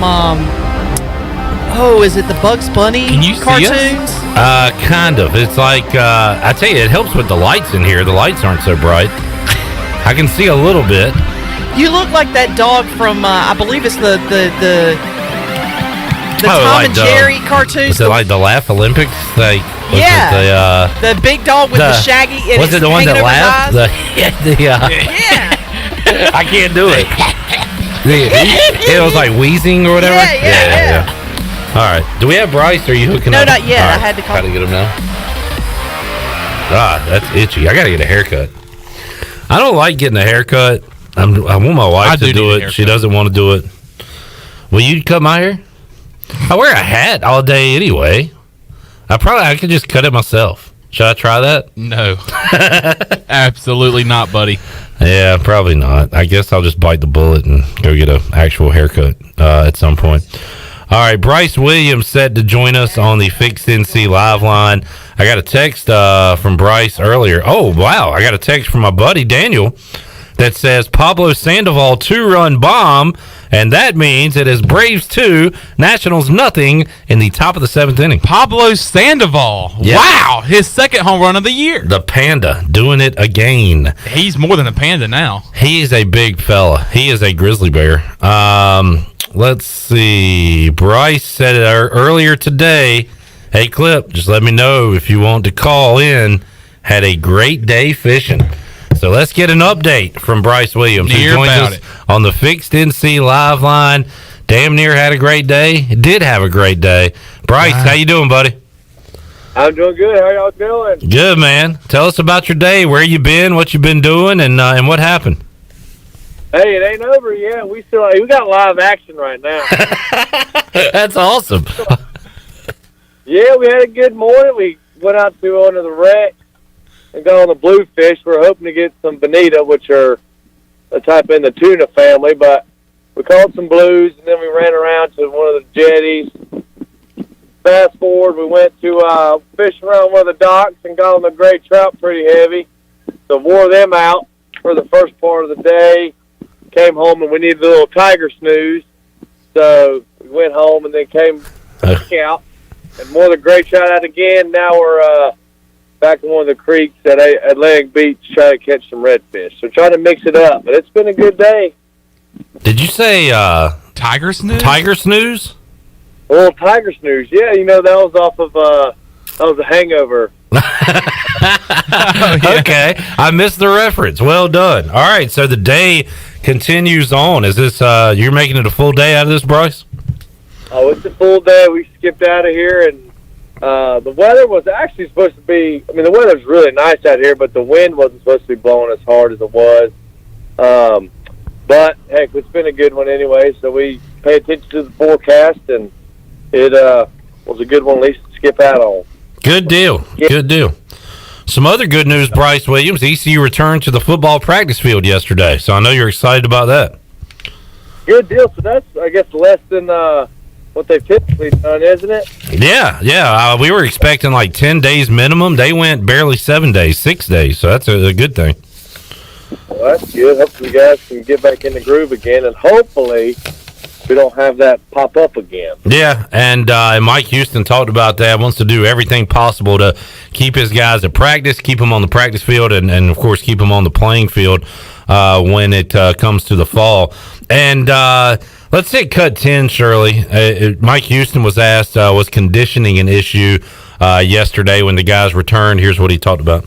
Well, I think there was excitement to be back out there, and then at 84 degrees and come off a 10-day layoff, the conditioning hit them about midway through practice. So then it was a little bit of a struggle to push. It's they catch their wind between series, and they come back out all fired up, and then by the end of the series, we're dragging our tongues a little bit. So it's about what I expected. But it's good to be back out there. Hopefully, we don't have any more delays like that. So Bryce, again, not a super long layoff. He did say he said early on his opening comments that he could tell guys were off for a week, but could have been a lot worse. So I don't know, how much conditioning can you lose in a week like that, Bryce, when you get going? Is it a big deal, not a big deal? How about for you?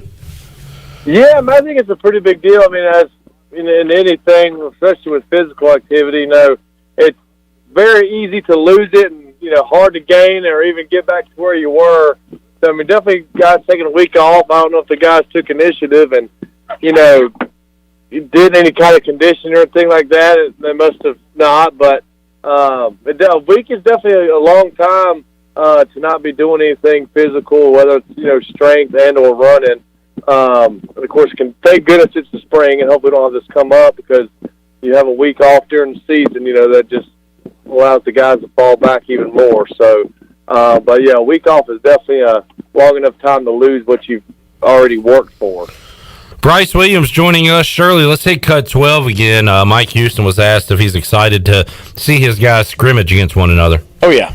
Yeah. And, we would have had one this past Saturday if we had not have had the pause. And so we really haven't had a full-scale scrimmage yet. So they'll be excited for that one. So, we're getting enough of the offense and defense in now situationally to where we'll be able to just kind of let it go because we're heavy third down today. We're heavy red zone on Thursday. So we'll have just about all the situations in by the weekend. So, Bryce, the situational stuff you do at practice, when you get to the scrimmages, is that more fun? Does it feel like more of a game? Do the players enjoy that more than maybe your typical practice? Oh, definitely. I always loved when we do the spring scrimmages and obviously the spring game. When you actually got to go live, it was fun to, get to feel a normal football game and things like that. And of course, I love the contact and everything like that. So when I was able to, do live practices, live scrimmages, I really enjoyed it. So I know the guys are anxious for that. And by the way, I did actually just catch a fish talking to you. Wow. Yeah. So, Cliff, y'all brought me some luck there from Pirate Radio. So, caught me a little speckled trout, actually. So, that's a good little booger, but yeah. A live speckled trout on the air with Bryce Williams. Good deal, man. Good deal. Well, Bryce, we'll let you get back to work over there, and we'll get you back in the studio hopefully next week. But thanks for joining us for a few minutes today, man. Oh, for sure, yeah. Thank y'all for calling. I'm glad y'all were able to experience me fishing and doing my thing. Yes, sir. Post some pictures so we can and bring them in or post them online so we can check you out. I can get a video of maybe it's running. The size isn't quite there today, but the numbers are. So maybe I'll do some kind of Twitter running, me and Jay running on the boat and tag Pirate Radio in it and go from there. So quantity over quality today. Well, that's still a good day, right? Yeah, oh yeah, definitely. Keeps you busy, and I'd rather, stay busy than trying to keep just casting a lure and being bored. Even though I don't want to say bored, but obviously you're out here to catch fish. So definitely a lot of quantity. I'm not trying to tell fish stories, but I guarantee you, between Jay and I, we are easily. I bet we're close to the 50 number. Damn. Getting there. Wow, that is a great day. Well, keep up the good work, Bryce, and we'll see you in here soon, buddy.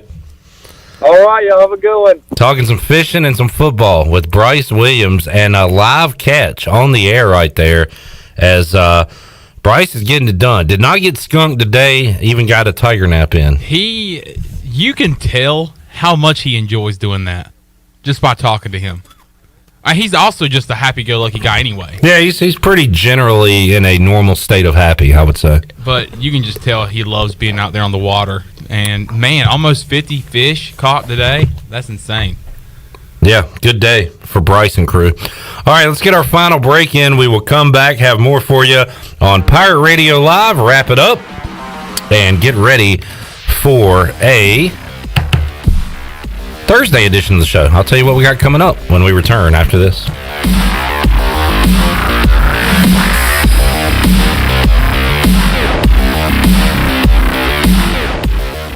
The area's #1 pool builder for over 40 years is Greenville Pool and Supply. From fiberglass to vinyl to custom concrete, they do it all. And if you already have a pool, make sure your water is clean and safe this swim season with the help of the pros at Greenville Pool. If you bring a water sample to them, they'll test it for you in the store for free. And going on now is the annual water care sale with 20% off all water care products in the entire store. The 20% off sale is going on now until Saturday, April 17th, but only at Greenville Pool and Supply. The Pirate Radio Podcast. The brand new Chancellor of East Carolina University, Dr. Philip Rogers. Greenville has been home, and it was just one of those places growing up that it was so impactful in my life that the thought of coming back to East Carolina University and raising my 2 boys here was a no-brainer. Listen to every Pirate Radio podcast now by visiting our podcast channel and subscribing in Apple iTunes or SoundCloud. The Pirate Radio Podcast is powered by White Claw Hard Seltzer, proudly distributed by Coastal Beverage. You don't need a big meeting. You don't need a birthday. You don't need any excuse at all. You just need to love subs. Times 12. Order the Jersey Mike's catering box today. Jersey Mike's. Be a sub above. Good things come to those who wait. At Jersey Mike's, they also come to those who don't. Download our app, order ahead, and skip the line. Cut to the Chase by Jersey Mike's. Be a sub above. Hey Pirate fans, this is Coach Joe Dooley. The physicians at Orthopedics East and Sports Medicine Center have been caring for all athletes at East Carolina for more than 35 years. Whether it's treatment for your sports injury or it's time for a joint replacement, Orthopedics East provides the latest in operative and non-operative orthopedic care, physical therapy, and diagnostic testing. For experience and professional services, call the folks at Orthopedics East at 252-757-2663 or visit them online at orthoeast.com. Go Pirates! In studio today with Tony Edwards from AG Home Solutions. And Tony, you love to help people remodel spaces or even do new construction. We do, and we also can help people find financing when they want to do projects like this. And so we partner with folks like Joey Barrow with Annie Mac Mortgage. And Joey's in studio with us as well. And Joey, people have a lot of financing questions to be able to help reach the home of their dreams, whether it's remodel or new construction. No matter how large or small the project may be, we have options for you. Even if you have credit concerns, we provide guidance to help you get the home of your dream or turn the home that you currently have into the home of your dream. Joey, how can folks get up with you? You can call us today at 917-8400, or you can go to our website at greenville.annie-mac.com. And Tony, what about if people have renovation questions? How can they get up with AG Home Solutions? You can contact us at 947-2526 or check out our website at aghomesolutions.com. Thanks again to Tony Edwards from AG Home Solutions and Joey Barrow from Annie Mac Mortgage joining us today. Hey, Troy, have you heard about The Place? No, Jason, what place? It's The Place. It's Washington's newest restaurant on the waterfront. The Place is located in downtown Washington in the Harbor District with waterfront seating in the back. We're open for bistro-style lunches Tuesday through Saturday from 11 to 2 and elevated comfort-style dinners Thursday through Saturday 5 to 9. Plus Sundays, we have the best Southern brunch in town. Man, that's awesome, Jason. The Place sounds like the place to be. It is. We look forward to seeing you there. The Place in Washington, North Carolina. For years, Callie Ann Phelps has been singing about Phelps Chevrolet. Phelps Chevrolet is the one for you. Low prices, service too. See the big dealer right away. Carolina's finest, Phelps Chevrolet. And you'll agree with what Skylar Phelps has to say. Nobody beats Phelps Chevrolet's prices. Nobody. The name you can depend on. Phelps Chevrolet. Get you one. Find new roads with Chevrolet. Then come find yours at Phelps Chevrolet in Greenville. This is Coach Donnie Kirkpatrick, offense coordinator for ECU football, and you're listening to Pirate Radio, the voice of the Pirate Nation.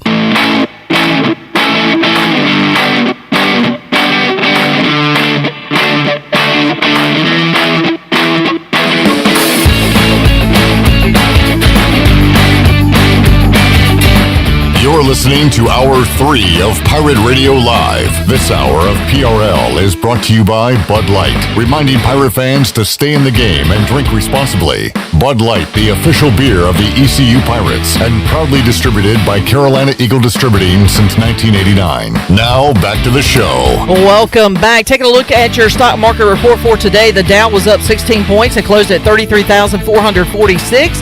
The NASDAQ was down 9 points, however, at 13,688, and the S&P was up 6 points at 4,079. That's your Wells Fargo Advisors financial report. For a personal look into investing, call Wells Fargo Advisors today at 756-6900 in Greenville. Wells Fargo Advisors, LLC, member SIPC. Now let's head back in to Pirate Radio Live. Here's Clip Rock. All right, we're experiencing these no midweek games for ECU for the first time. Last week we didn't get the full effect because we had a game on Thursday, but kind of missing some Pirate baseball right now. We will certainly be seeing a lot of it this weekend, however, with 2 games on Friday, 1 Saturday, 1 Sunday. We will preview the Memphis series coming up on Thursday with the voice of ECU baseball, Corey Glore, will join us on the show. The 1-0. Very good, Shirley. Getting into the mix. Hello. That's way back. That's way gone. Home run. He struck him out.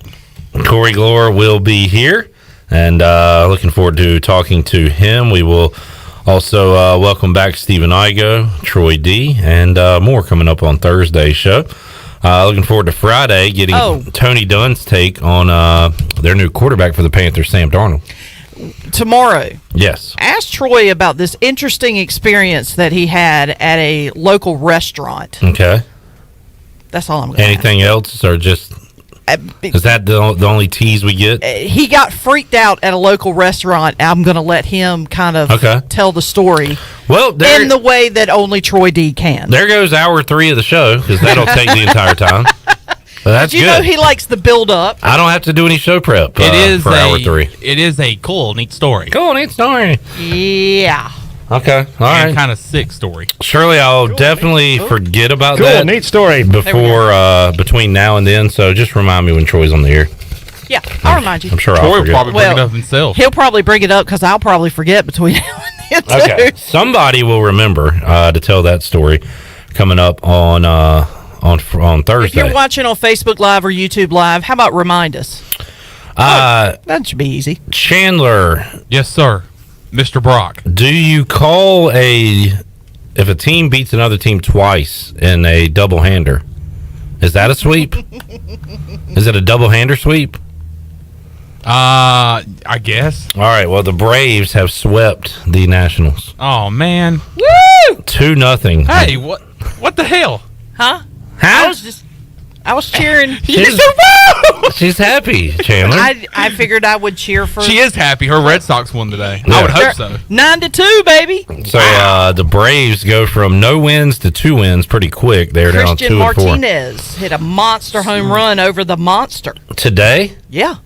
Is he the one that hit the one last night that went? No, that was Wait, who a different did? player. Christian Martinez.